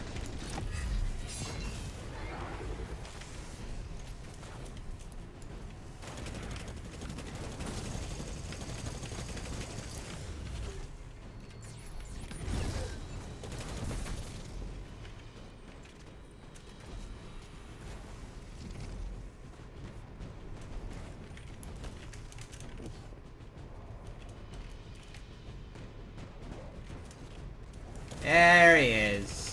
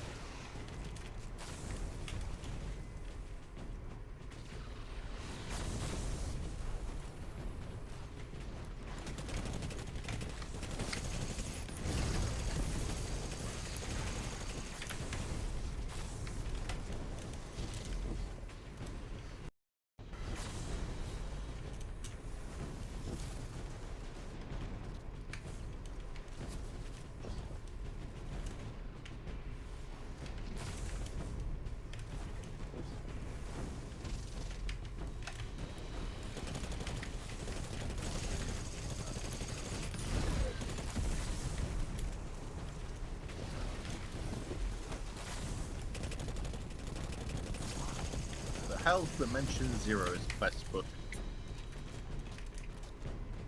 Is it better questing? Because I can almost It's better questing, I'm just seeing how well organized it is. Ah, yep. That's true, because it So does far, come... the Space Shuttle one was really nice. I like that it's separated into tiers and comes from the first one. A lot of the time, they are generally separated into mods. Hmm.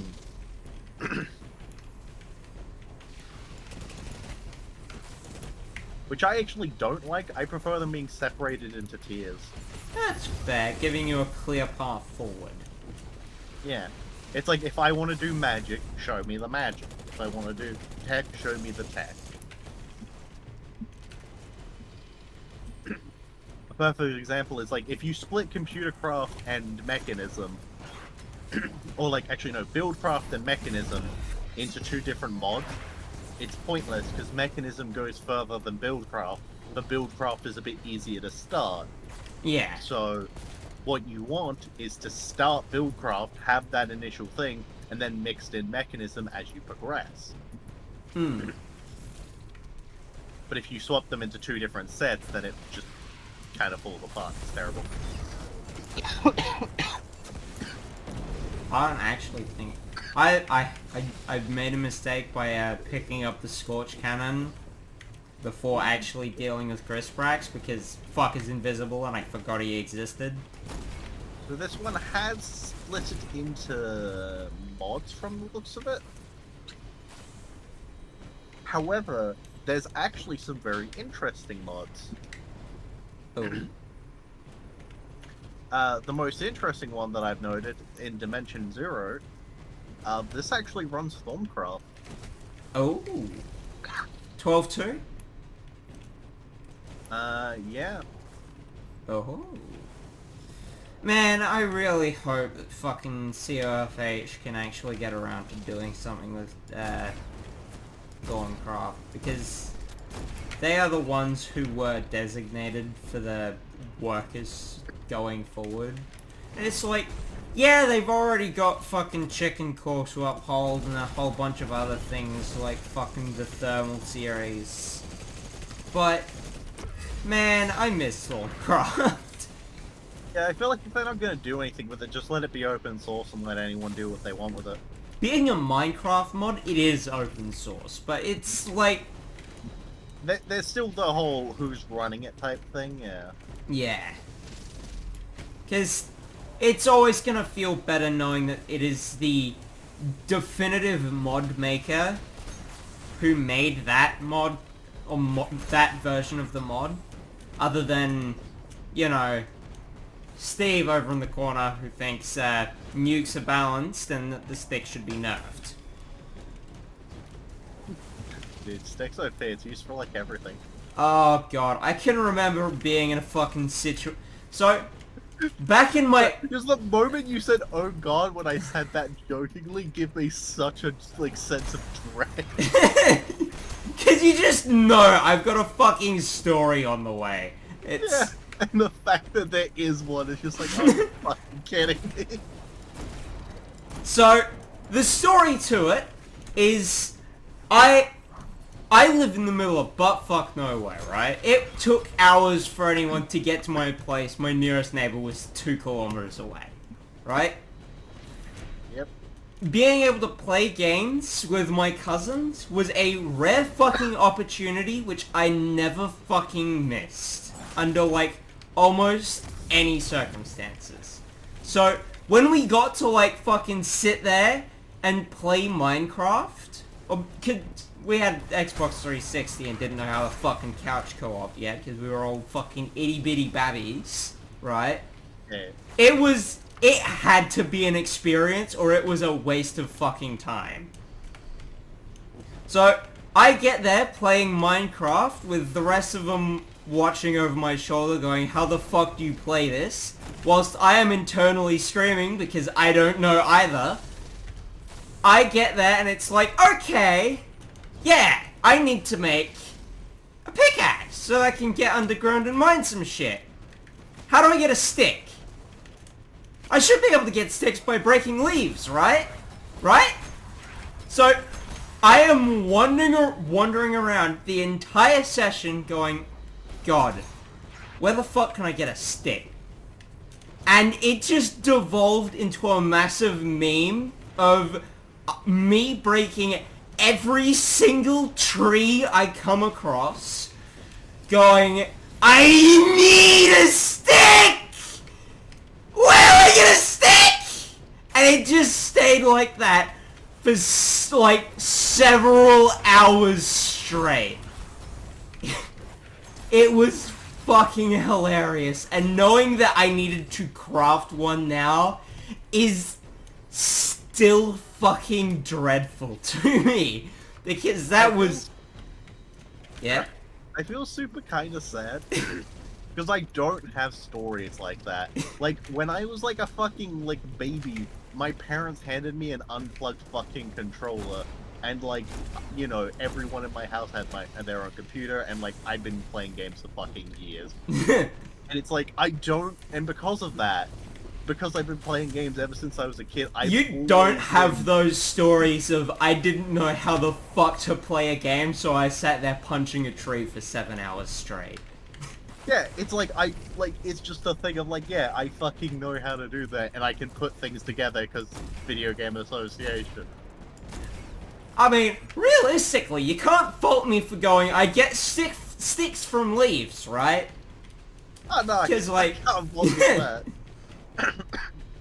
Because it wasn't till I actually started watching YouTube of people going through fucking Minecraft, and it's like, wait, that's how you get a crafting table? You don't need smooth stone to craft a furnace? What? Yeah, I think also the other thing about, like, that is the fact that, like, my first experience to online, and therefore, like, online gaming, which is, you know, where you begin to amass the information thing of playing games. Oh, yeah. Was back after, it was after I had finished the old, Knights of the Old Republic, and I was, like, 5 or 6. So, I was already really young when I grew used to, like, looking up wikis and such due to playing RuneScape back in the day. Mate, I would have given fucking anything to be able to just, like, look up a wiki. We had 4 gigs of internet a month for the first, like, 7 years of our life. We used to pay for, like, whatchamacallit, like a couple of 100 gig, and then it basically, like, pretty early on, like, once the whole family was kind of internet thing, we were like, yeah, this isn't enough, and we've had unlimited ever since. Oh, yeah, so, I actually have a story about, how we ended up with the amount of internet we have now. We started off with,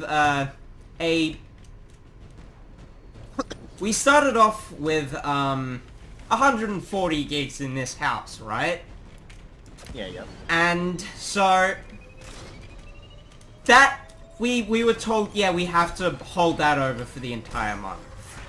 Oh, well and good, until then comes the day where we went over our limit and the internet didn't stop. That month, the internet hit about 250 gigs used. The next month, it hit about 512 gigs used. Yeah, because it just slows down, it doesn't stop. Oh, yeah. And from the 3rd month, Telstra did probably the best thing they've ever done for us and went, well, you guys are using that much, we'll just let you have infinite.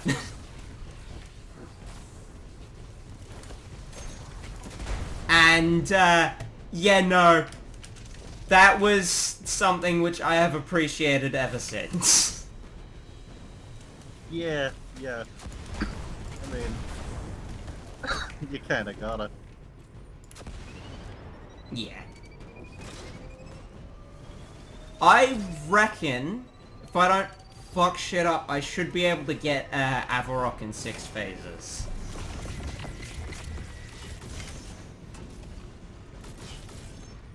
One of the biggest things is that generally, the rule of thumb is if it's taking more than 3 phases, you're going too slow, use something fucking different, right? Yeah. Like, even in Real solo, life. if you're taking 3 phases, you're doing something wrong. And then there's people like me who know they're not the best shot, know they don't hit every single shot they take, know that they fucking aren't good with tracing weapons, aren't good with snipers, their, like, home turf is hand cannons and that's about it. Hand cannons or scout rifles. And say, fuck it! I'm gonna go designate an entire fucking weekend to doing this. I think the best way I can describe my playstyle in, like, shooters is the fact of, like, one, I mostly play RPGs and casters, and it was just one moment for a friend of mine when we were playing, I think it was like Halo 1 or 2 on the Master Chief Collection together, and it was just the fact of, like, it was just the moment that cemented exactly how I play those kind of games, which is me saying, I have a plan, and them turning around to see me holding a shotgun and a rocket launcher, throwing a grenade into a room. Oh, yeah. It's like, I am not the most accurate type, I'm just the explosive type. Let me fuck shit up and I'll be happy. Yeah. I mean, once again, the immediate weapon that caught my eye in fucking Titanfall was the Mastiff. Oh, yeah. Just The like, fucking broad range, fuck everything in that direction shotgun. yeah, it was real good. Oh, yeah. It's like, very distinctly, I am fucking demolitions expert. That is my position in shooters. I am a mixture of the medic and the demolitions expert. Oh, yeah. 6, 4, 2... Which is certainly a playstyle.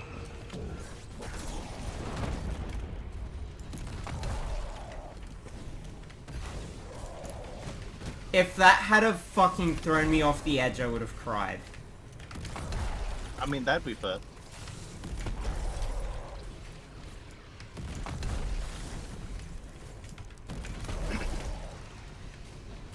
By the way, did you hear the Cyberpunk thing that came up recently? Oh god, what's happened with Cyberpunk this time? Actually, not innately on CD Projekt Red or the game. It came out. Like, apparently there's like basically like whistleblower, so it's like accusations and such essentially. During the time that like Cyberpunk was getting QA, like one of the reasons Cyberpunk is actually as problematic as it is and had all the bugs, its QA was fucking terrible. Oh, it's probably better quality assurance than fucking Destiny gets. Well, here's the thing. So CD Projekt Red obviously doesn't have an in-house team, so they went to a place called Quantum Labs, which is the same place that did The Witcher 3. And so what essentially the whistleblower mentions is what they were expected and what CD Projekt Red was told was they'd be getting the same, you know, people and like quality that they got with The Witcher 3. Oh, yeah. Right. What they instead got was, because most of those people had left the company at that point, what they instead got was a bunch of rookies who not only didn't really know what they were doing, but also had a quota to fill. Oh. For bug reports. Oh, Set fucking... by Quantum Labs. So a ton of the bug reports were just small little visual bugs, bunch of useless stuff that didn't matter, and because they were getting so many of these terrible things, it just, all the big things just weren't able to be properly seen and dealt with, because it was an awful, awful QA job. Oh, yeah. They were basically just like very falsely sold on how, essentially, on how the QA was.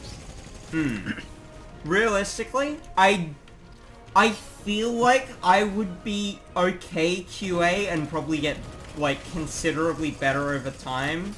Because I'm the fucker who goes, this is only pushing me back. It's not a wall. What happens if I run into it? Oh yeah, I mean, My entire thing was like, I showed up to people like a week later of playing Cyberpunk, and they were like, oh yeah, I can do this, and it's like, I can hit for 5 million damage, and they're like, wait, what?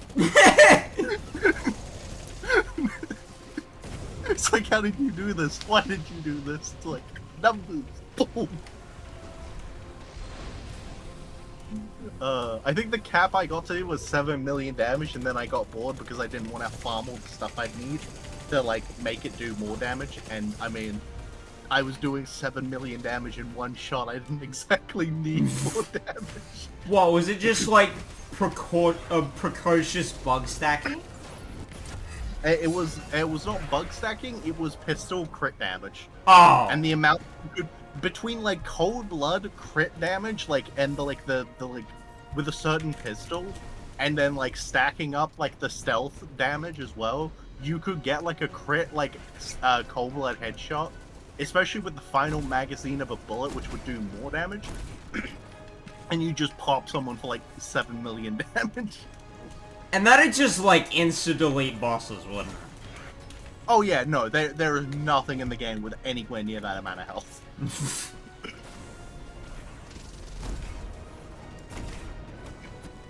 Like, if I was to make a rough guess, probably most, like, a boss in Cyberpunk probably had maybe 1,000 health. Oh! And the final boss is sat there with 3,000 going, I'm fucking invincible! Now, I'll see if I can see if there is, like, a defined health. Because you don't actually get to see a health bar. Well, you can see a health bar, but you can't see, like, health numbers. Yeah, fair enough. Sort of like, how, Avarokk's... Oh, in Destiny, yeah, you get damage numbers, but you generally have to guess to how much health something has. Yeah. But, I mean, if I go to, like, this video, which is, I can see somebody fighting the final boss, which is Adam Smasher. When they shoot somebody, which, once again, this fight, so let's just say, full thing, this fight took them 8 minutes, right? They're doing 200 damage a shot. And obviously they're not firing the entire time, they're actually missing quite a lot. Oh, yeah. Oh, they're swapping to a pistol now. Yeah, so they're doing roughly a variant of 100 to 400 damage. They're not shooting the entire time, so we can probably cut the video from like 8 minutes to like maybe 6 minutes. And that would be roughly Adam Smasher's health. Now, once again, 100, like, even we'll say 400 damage, you know, and we'll just say they're doing it a second. So, given this on a calculator, like a nice bit of math, we'll just say 418 damage for a second. They're doing 25,000 a second. We'll say it took them, we'll give them the 6 minutes. Adam Smasher, in that regard, if we're going very generous, where we're saying he hit 418 damage a second, 6 minutes, Adam Smasher would have 150,000 health. Oh, yeah, fair enough. And you're doing 7 million per bullet. Yes.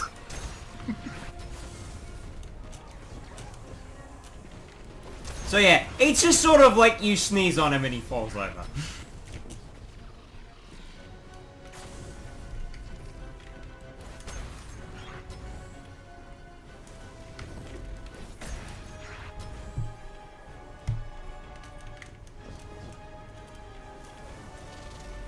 Anywho, about to start third damage phase. I am being incredibly cautious at the moment because I have been fucked over in my standard solo run last week. So Blade Barrage just sort of drifts you through the air, firing knives in the direction you're looking, right? Yeah. I had been fucked over by the fact that my Blade Barrage had drifted me just over the edge of the combatant platform that Avarokk is on. on my way to the pod at the back. So now I literally just Blade Barrage to the pod and fucking leave it at that. By the way, just to be for good math and because it's funny, if we want to be really generous and just assume Atom Smasher has 250,000 health for, like, you know, just a very wide, like, breadth for giving him a chunk of health for, you know, variants and such, in one shot I could kill him 280 times.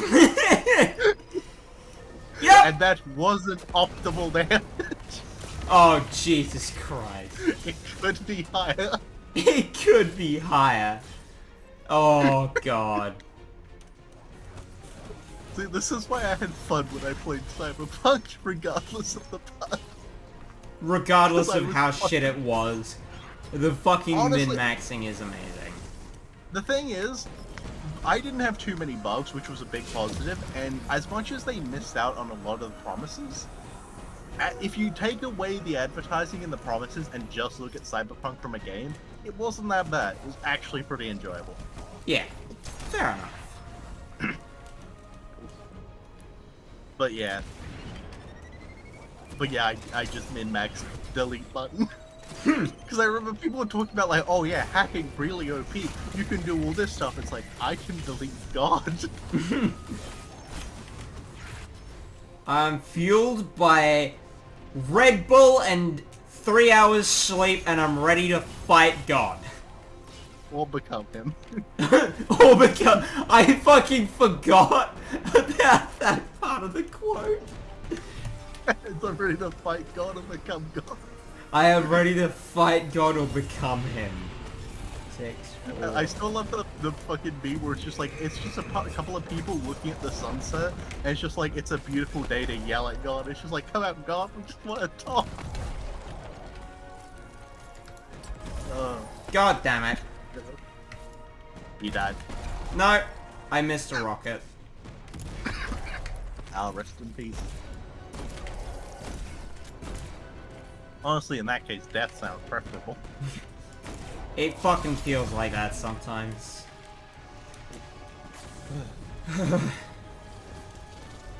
Well, now I'm out of heavy ammo, and I'm gonna need to fucking farm ads for about 4 minutes to get back my 7 rockets.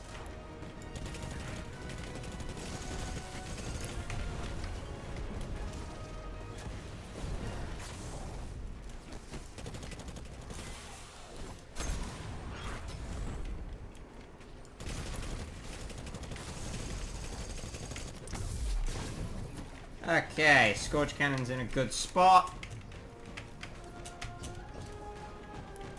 Macy is... I very nearly just accidentally physicsed myself in a new bug I have not yet seen.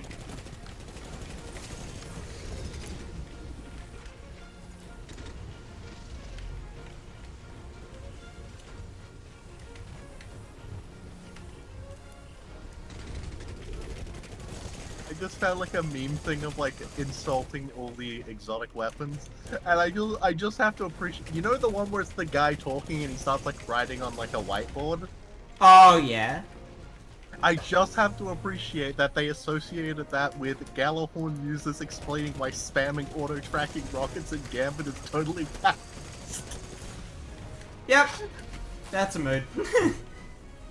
See, here's the thing. It's not about balance, it's about fun. You're getting How much insted by fucking galley rockets the second they spawn in. It's real fun.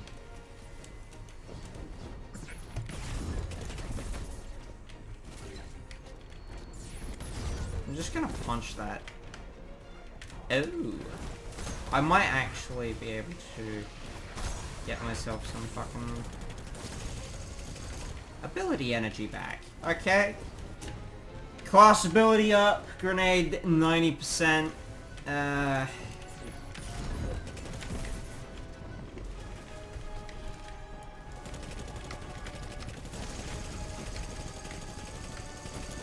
Thing is, a lot of people's...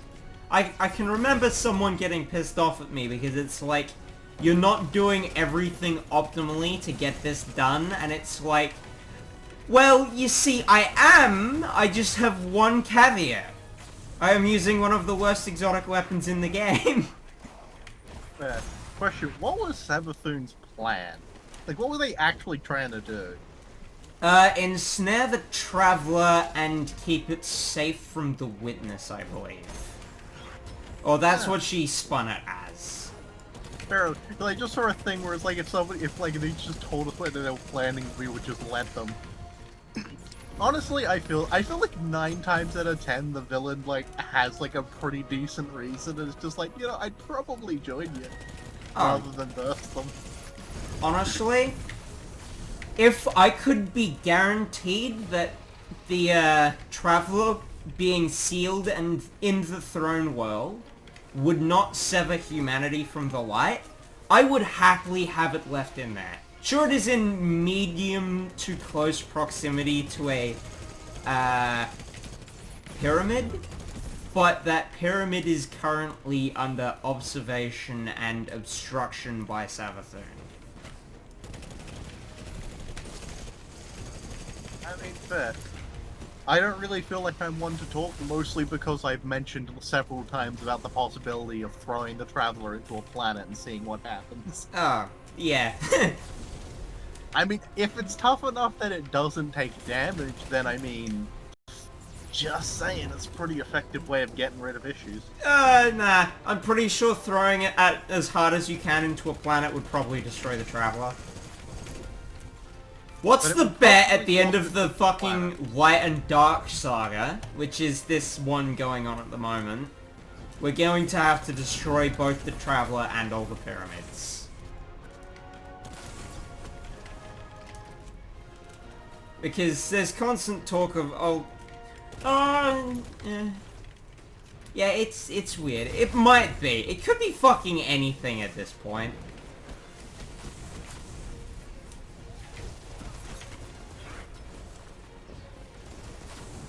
And Macy Blade Dan. The blade fucking Macy stabbed. So one of my biggest problems is Grisbrax also drops Burdens of Riches. So I need to be able to find a way to bring him to the brink of death and then get down there and collect the burdens myself.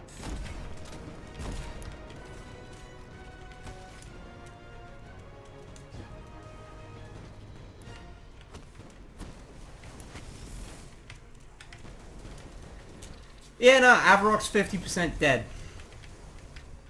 Oh, no. God damn it. So I'm pretty sure it'll only take about 6 phases.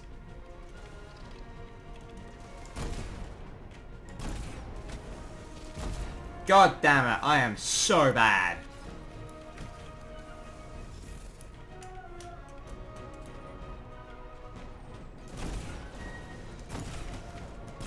God fucking Good thing there's fuck tons of special ammo around.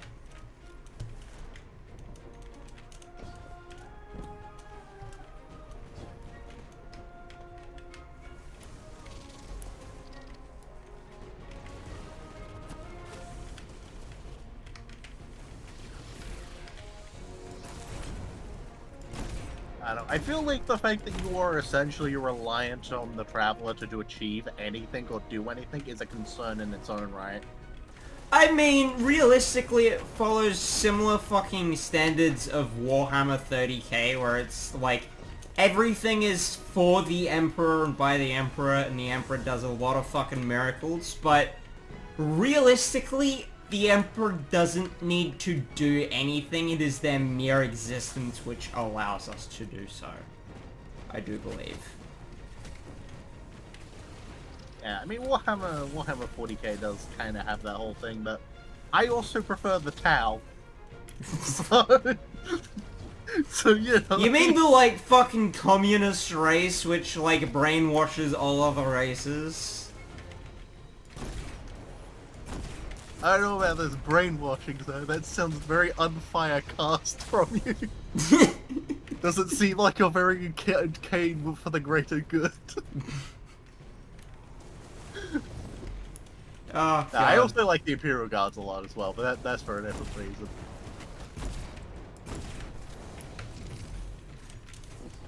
Skulls for the Skull Throne! Blood for the Blood God! That's the Chaos Space Marines. It's still Space Marines, it's close enough. Yeah. But the Imperial Guard is the best faction.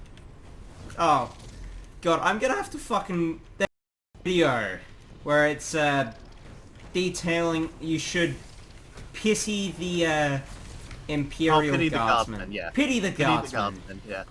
In a world of genetic super mutants, gene stealers, and gods running rampant, the one guy... Steve with the AK and the Kevlar vest. Yeah, the one guy with a las gun is more brave than any of them. Yeah, it's why I love, genuinely, and I think I've said this before, I love the Imperial Guardsmen because they do not have a fucking place in this war. You have fucking super armored fucking Space Marines with their fucking anti-tank rifles. They're literally like handheld anti-universe rifles.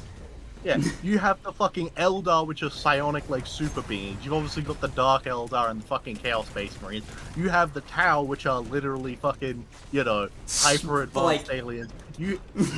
the Firecuff. You have Tyranids, which, yes, are Gene Stealers. You have the Necrons, which are undead machine race that consume everything. You have the Orcs, who can literally will things into existence with their insane minds. Oh, yeah. You have so many factions, and then you have fucking Gary over there with his fucking AK and Kevlar vest, and he's fighting. He's fucking going for it. Yeah, he's going for it. It's like, you cannot fucking... You gotta respect the man. Oh, yeah. It's like the Imperial Guardsmen fucking pull their weight. They're doing shit. Reminds me of a, there was a Magic the Gathering card I had back in the day. I probably still have it somewhere. But it is, it goes on about how the mighty are strong and how the small are crafty. And that you should fear the small that become mighty. Oh, yeah. Yeah. Fucking... I can't remember the exact quote, and it sounds a lot better than that, but... Fucking, it's absolutely true. Fear the small who become mighty doesn't ring that much, but upon any depth of thought, it is terrifying. Yeah.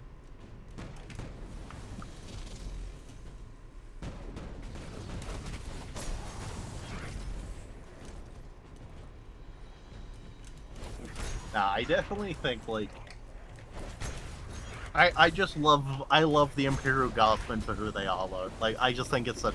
I'm always a fan of playing as the underdog, or, just the soldier. So I liked, Republic Commando was so fun, because you're just a couple of Republic Commandos pulling shit off. Oh, yeah. There is something thrilling about being able to do something you really shouldn't be able to.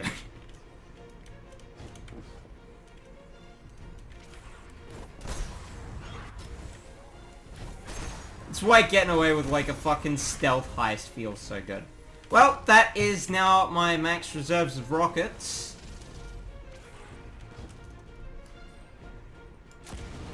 And I am ready to get 4th phase underway. I believe this is taking my 2nd hour.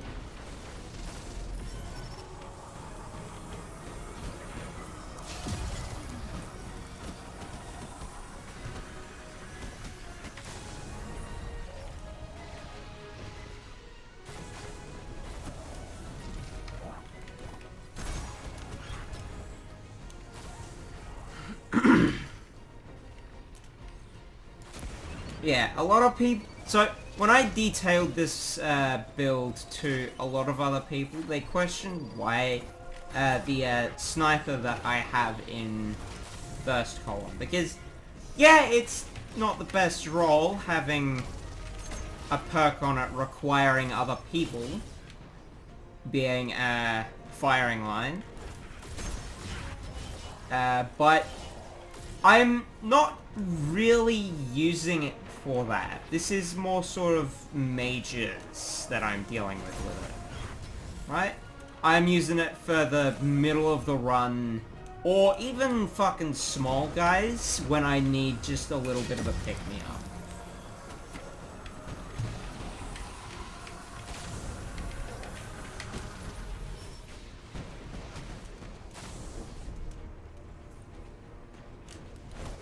Because Vanguards Vindication, I looked at it and I fucking threw it off, and it's still pretty useless, but when it comes in clutch, it comes in fucking clutch.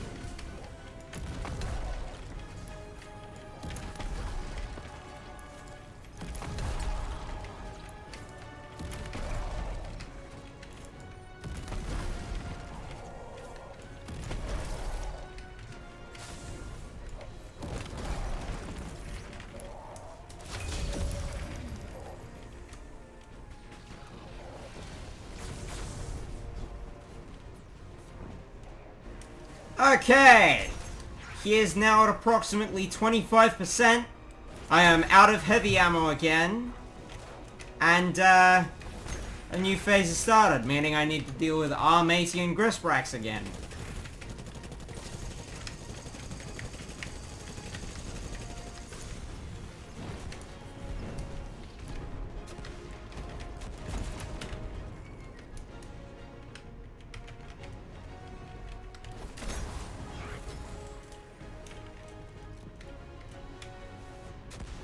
This is trippy as fuck. I remember hearing that the game Deathloop was really good, so I wanted to give it a shot, and I picked it up. Man, this style is trippy. Yeah? Will this fucking stop moving?!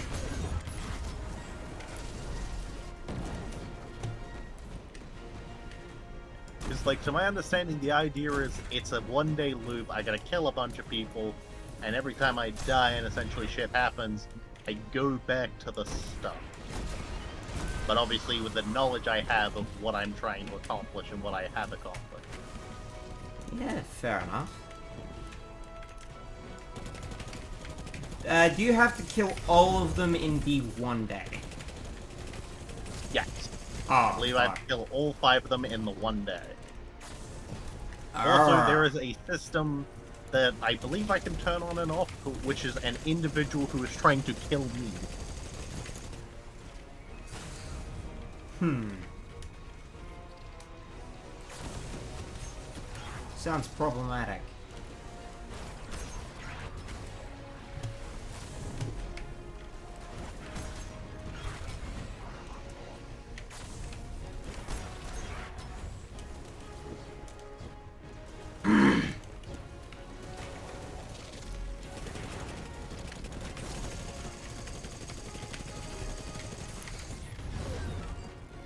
Oh, that's... I gotta admit, the atmosphere is so cool. Like, because currently I'm working as an amnesiac, right? I just killed a guy. And it's like, oh, that was too easy, I've done this before. I walk around the corner, and basically there's, like, this text that's popping up that's, like, essentially, I'm guessing me leaving messages for myself, and it just says, like, yes. It's like, they'll be back tomorrow. I love the atmosphere. It's so cool. I like when games do interesting stuff like this.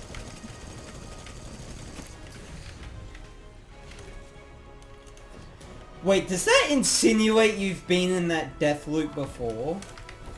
Yes, this is not the first time I'm in the loop. I mean, it literally starts with the other character, Julianne, killing me, so, you know, this is immediately, at the very least, this isn't the first time. Focus. T to tag an enemy. Pulling T to focus reveals more about your enemy's comfort. Sword swinging Street Fighter thinks today will be uneventful. Basic loadout. Another snitch asshole thinks today will be uneventful. Basic loadout. Chief aggressive bastard, unaware of your presence, standard kit. Okay, so one of them is armed. Like actual armed.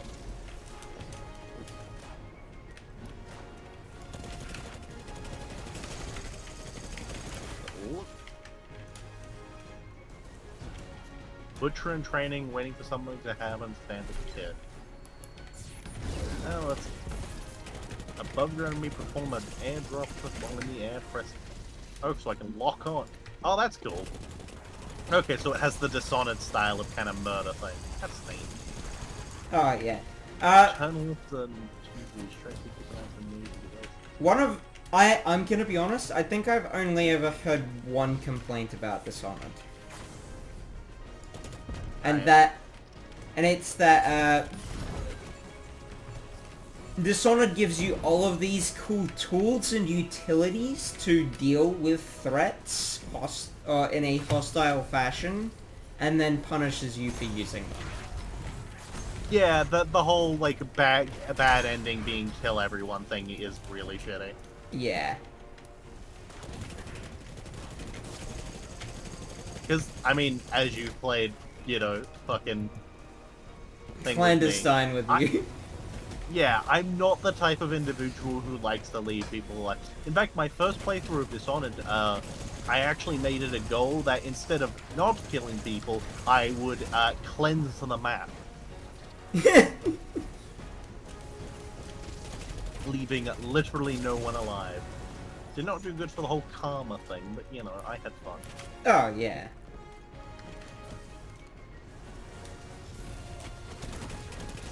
Oh, I can dual wield guns? Ooh.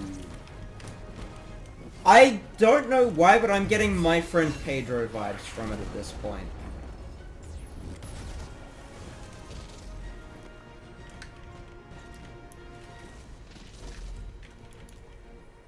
From what I've heard from you. Where's Chris Brax? Oh, you fucker! There you are. Now let's get into a shootout, see how this goes. God damn it. They are very easy to shoot.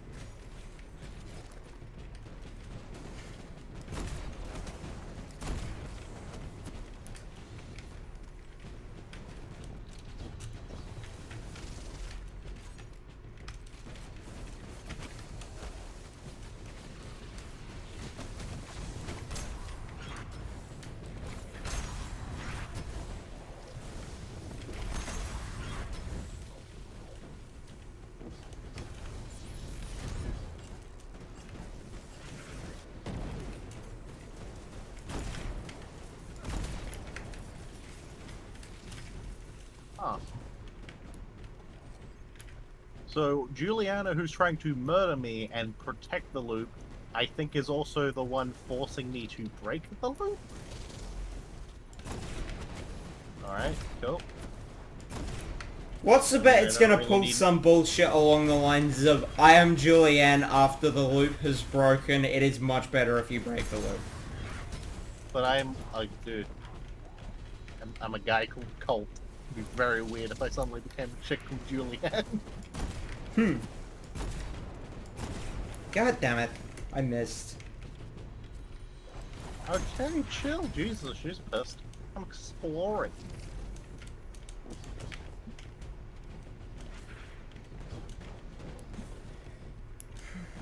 So I don't know where the library is. Who's gonna give me some directions? Break the loop. I don't want to break the loop. I'm going the loop. Okay, I'm gonna go in the library. I'm not breaking the loop. Loop can remain forever. Motherfucking library.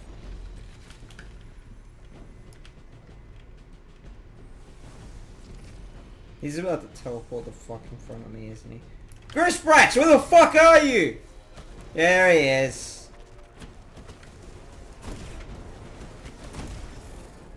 God damn it. Jesus Christ.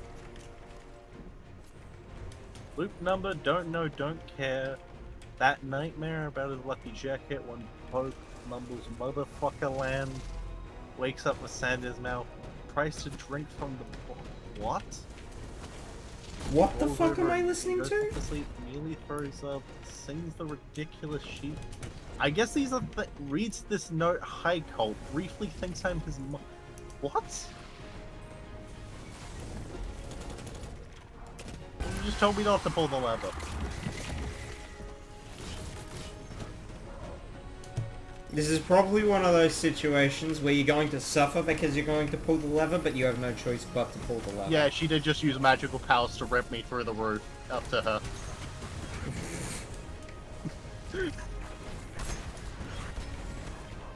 Why am I trying to swipe at her? She just ripped me up from the ground, like 30 meters into the sky, through a roof. And she dropped me. Yep, that was gonna happen. I'm going to assume Colt said something along the lines of, ow, that fucking hurt. Yeah.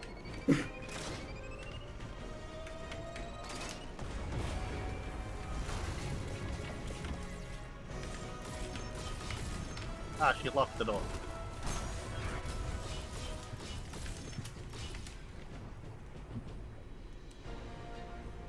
Jump.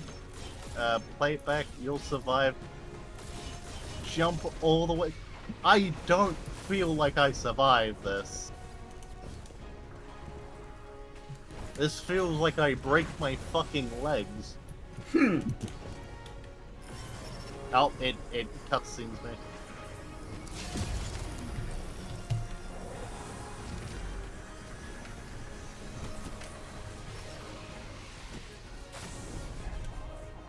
Okay, why did I just grab my own foot and tell me I already know the code?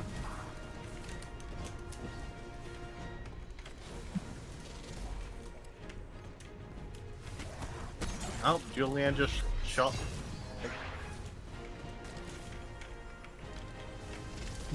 What the fuck was that opening? I'm going to assume it left you considerably confused. So another me grabbed me to stop me from falling, told me that I already knew the code again. And then Julianne teleported over, said what the fuck, and blew his head off with a shotgun. Honestly, I vibe with Julianne, to be fair. At this point, seems more like my style of play.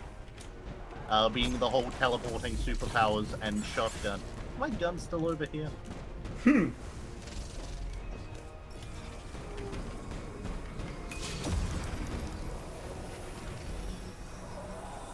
Hey. God, this is gonna be fucking awful. I'm definitely gonna, like, forget shit. Yeah, probably. God, I'm gonna have to, like, go through the loops. I'm just gonna forget shit. It's fucking stupid. You wrote it on the blackboard. Wait.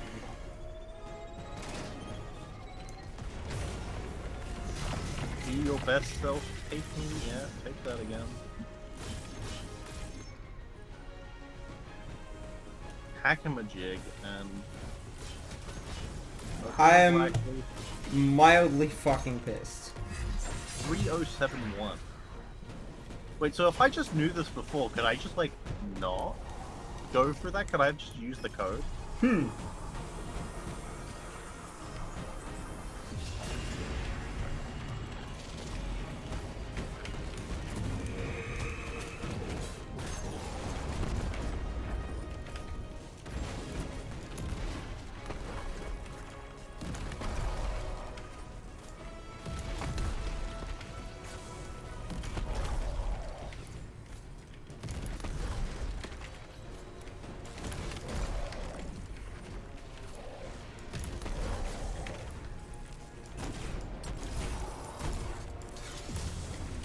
Okay! I should be able to do this with one more phase. Now is when the anxiety kicks in.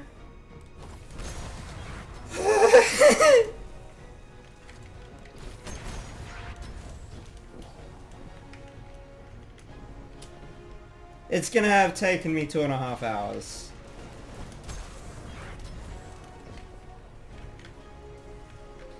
Yep, it's still recording. Did I just get superpowers? I did. Reprise! A serious piece of metal to belong to you, a slab that grants you the reprise ability, which will return you to life after you die, but only twice. Dying a third time will end your current loop. Bereft of all equipment collected during the route. After returning to your reprise, you're almost invincible for a few seconds. Invisible for a few seconds, use this opportunity to get over harm way. The number of times you can return to try for resets between distance. Okay, so I get 2 reses during a loop. Is that every loop or only that loop? Every loop. Okay. Daybreak, you've got a gun, a fistful of grenades, and a dress and something. You survive.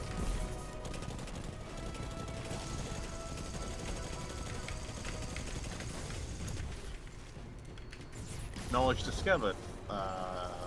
Lots of things. God damn it.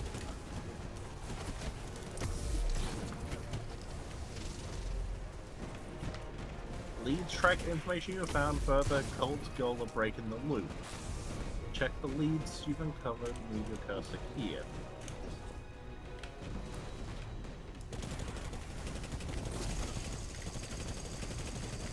Dangerous out there. You can use this to inspect your gear.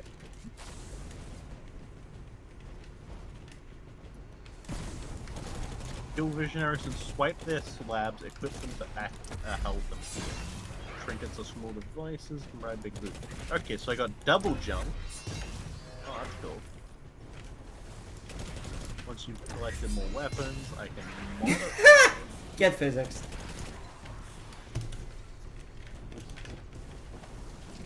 So I guess I don't have to do it all at once. I just have like I'll have like fucking checkpoints. Yeah.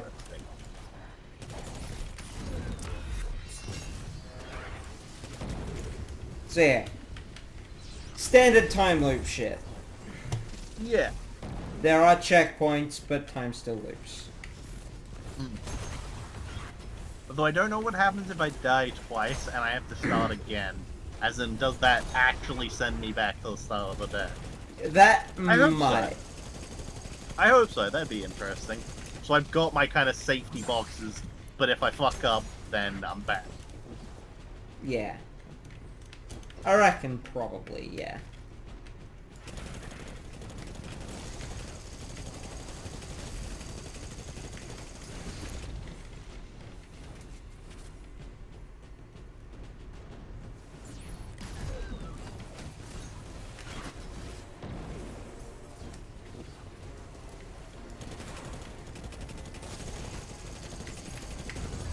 I never recognize your stupid jacket. I like this jacket.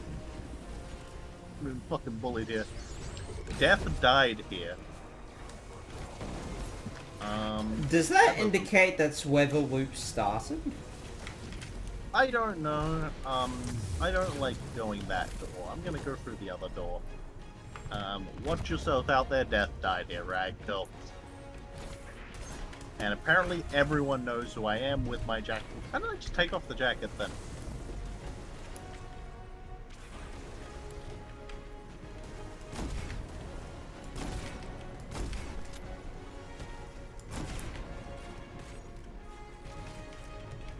Everyone a threat.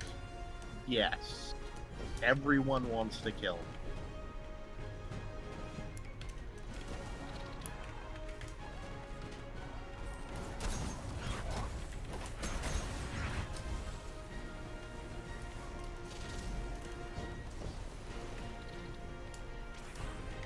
No pistol.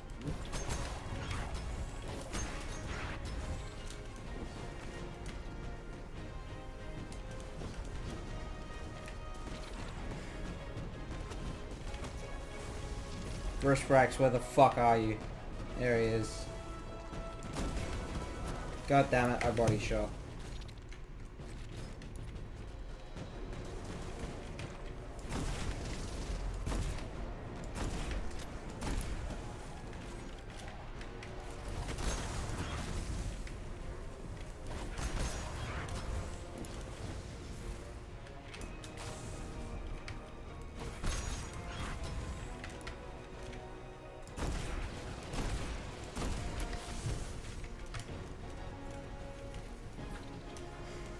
Shotgun.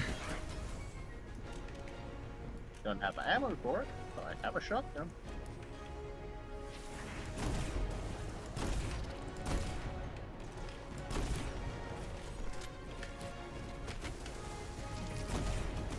The library is not a safe place. You don't fucking say. I couldn't tell.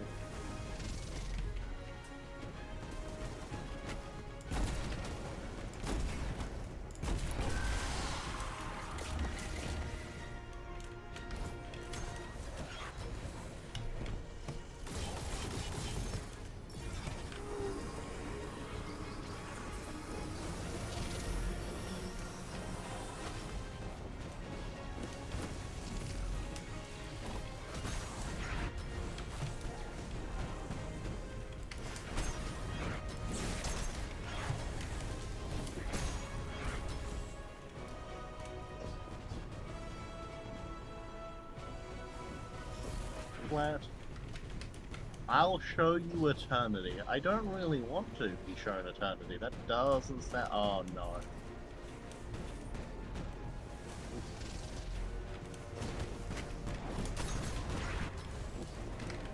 Well, I walked the wrong corner. Oh, fuck, I walked the wrong corner. And this is being reinforced by every concurrent second? Yep. Although I'm very happy I have the shotgun. Oh boy. Out of ammo, but man, it was very good. What, did you slam them over the head with the shotgun? No, I just gunned them all down. Oh, wait, did you use all the ammo for it? Yeah, it had very little ammo. Fair. Ooh, and now I have a new shotgun. This one was newer.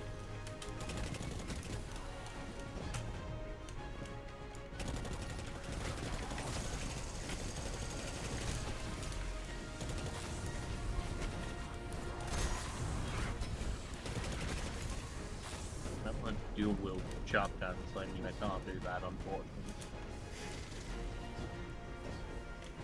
Bullets, baby, not books.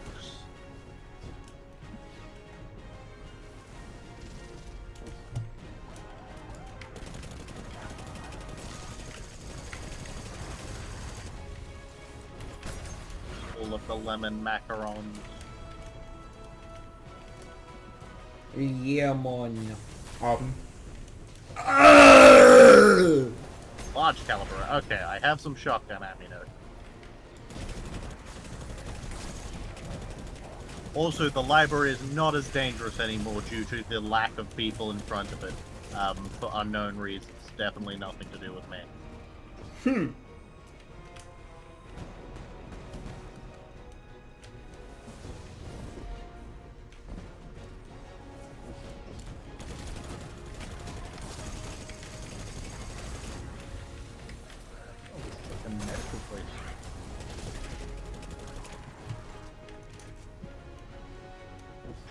ammo. Very nice. Although very concerning that that means that this isn't a shotgun but a heavy weapon. So what the fuck am I holding? There is every possibility as a Gorse Rifle, isn't there? I don't know, actually. Well, I've still got the shotgun, so... Also, there is a weapon quality system. Okay.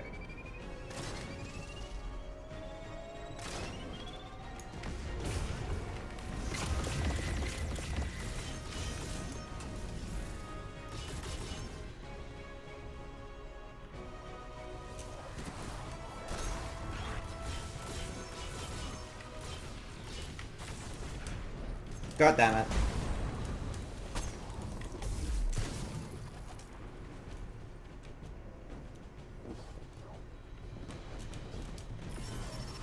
Oh, this place wasn't that people, isn't it? Well, time to find out what this gun does.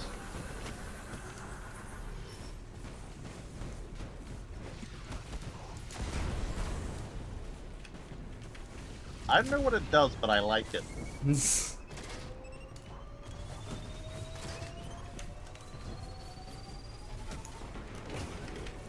It's a very loud boom, fires a single bullet, and whatever's in front of it doesn't seem to survive. So yeah, probably Gorse Rifle.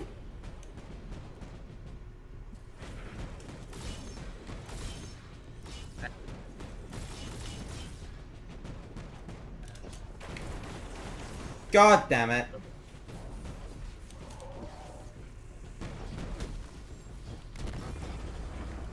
That was a poor choice, and you know it.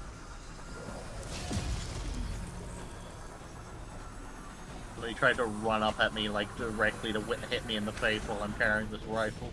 With, like, a sword.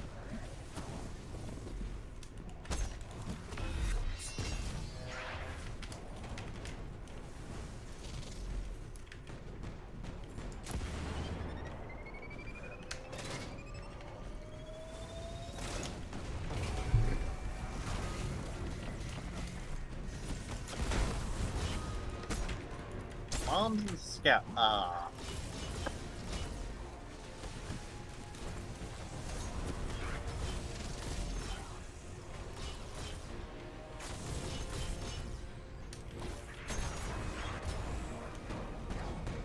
I do believe this should be my last phase.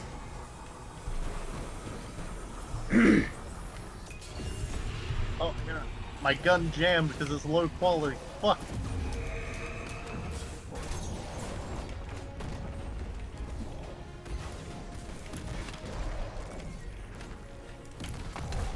Mysterious piece of metal but seems to want you. Dying a third time will end your current loop. Okay. Woohoo! Solo! Solo flawless grasp of Avarice! Baby! And I got a fucking helmet and some pants. Definitely worth it. I mean, I do also get, I believe, a ship and a ghost, but... yeah, no, don't care about that. And, one isn't powerful, and neither is the other. Fucking spicy. But yeah! I mean, you've done it. Shit complete. Complete Old Grasp of Avarice dungeon solo. Complete Old Grasp of Avarice dungeon solo without dying. And complete Old Grasp of Avarice dungeon without dying. Nice! Job done. You can do it with Tommy's matchbook. Fuck y'all who doubted. It only took me 2.5 hours, as opposed to the late 7 I thought it would. Elemental Armaments, Font of Might, Seeking Wells, Well of Life, and Elemental Time Dilation is a good general fucking mod loadout. Anyone who doesn't think so can eat my ass. Other than that, nothing else too special. Yep, all well and good, and that shit done. Time to bash my head against fucking Prophecy in 2 weeks' time and never be able to get it fucking done because fuck Prophecy solo flawless.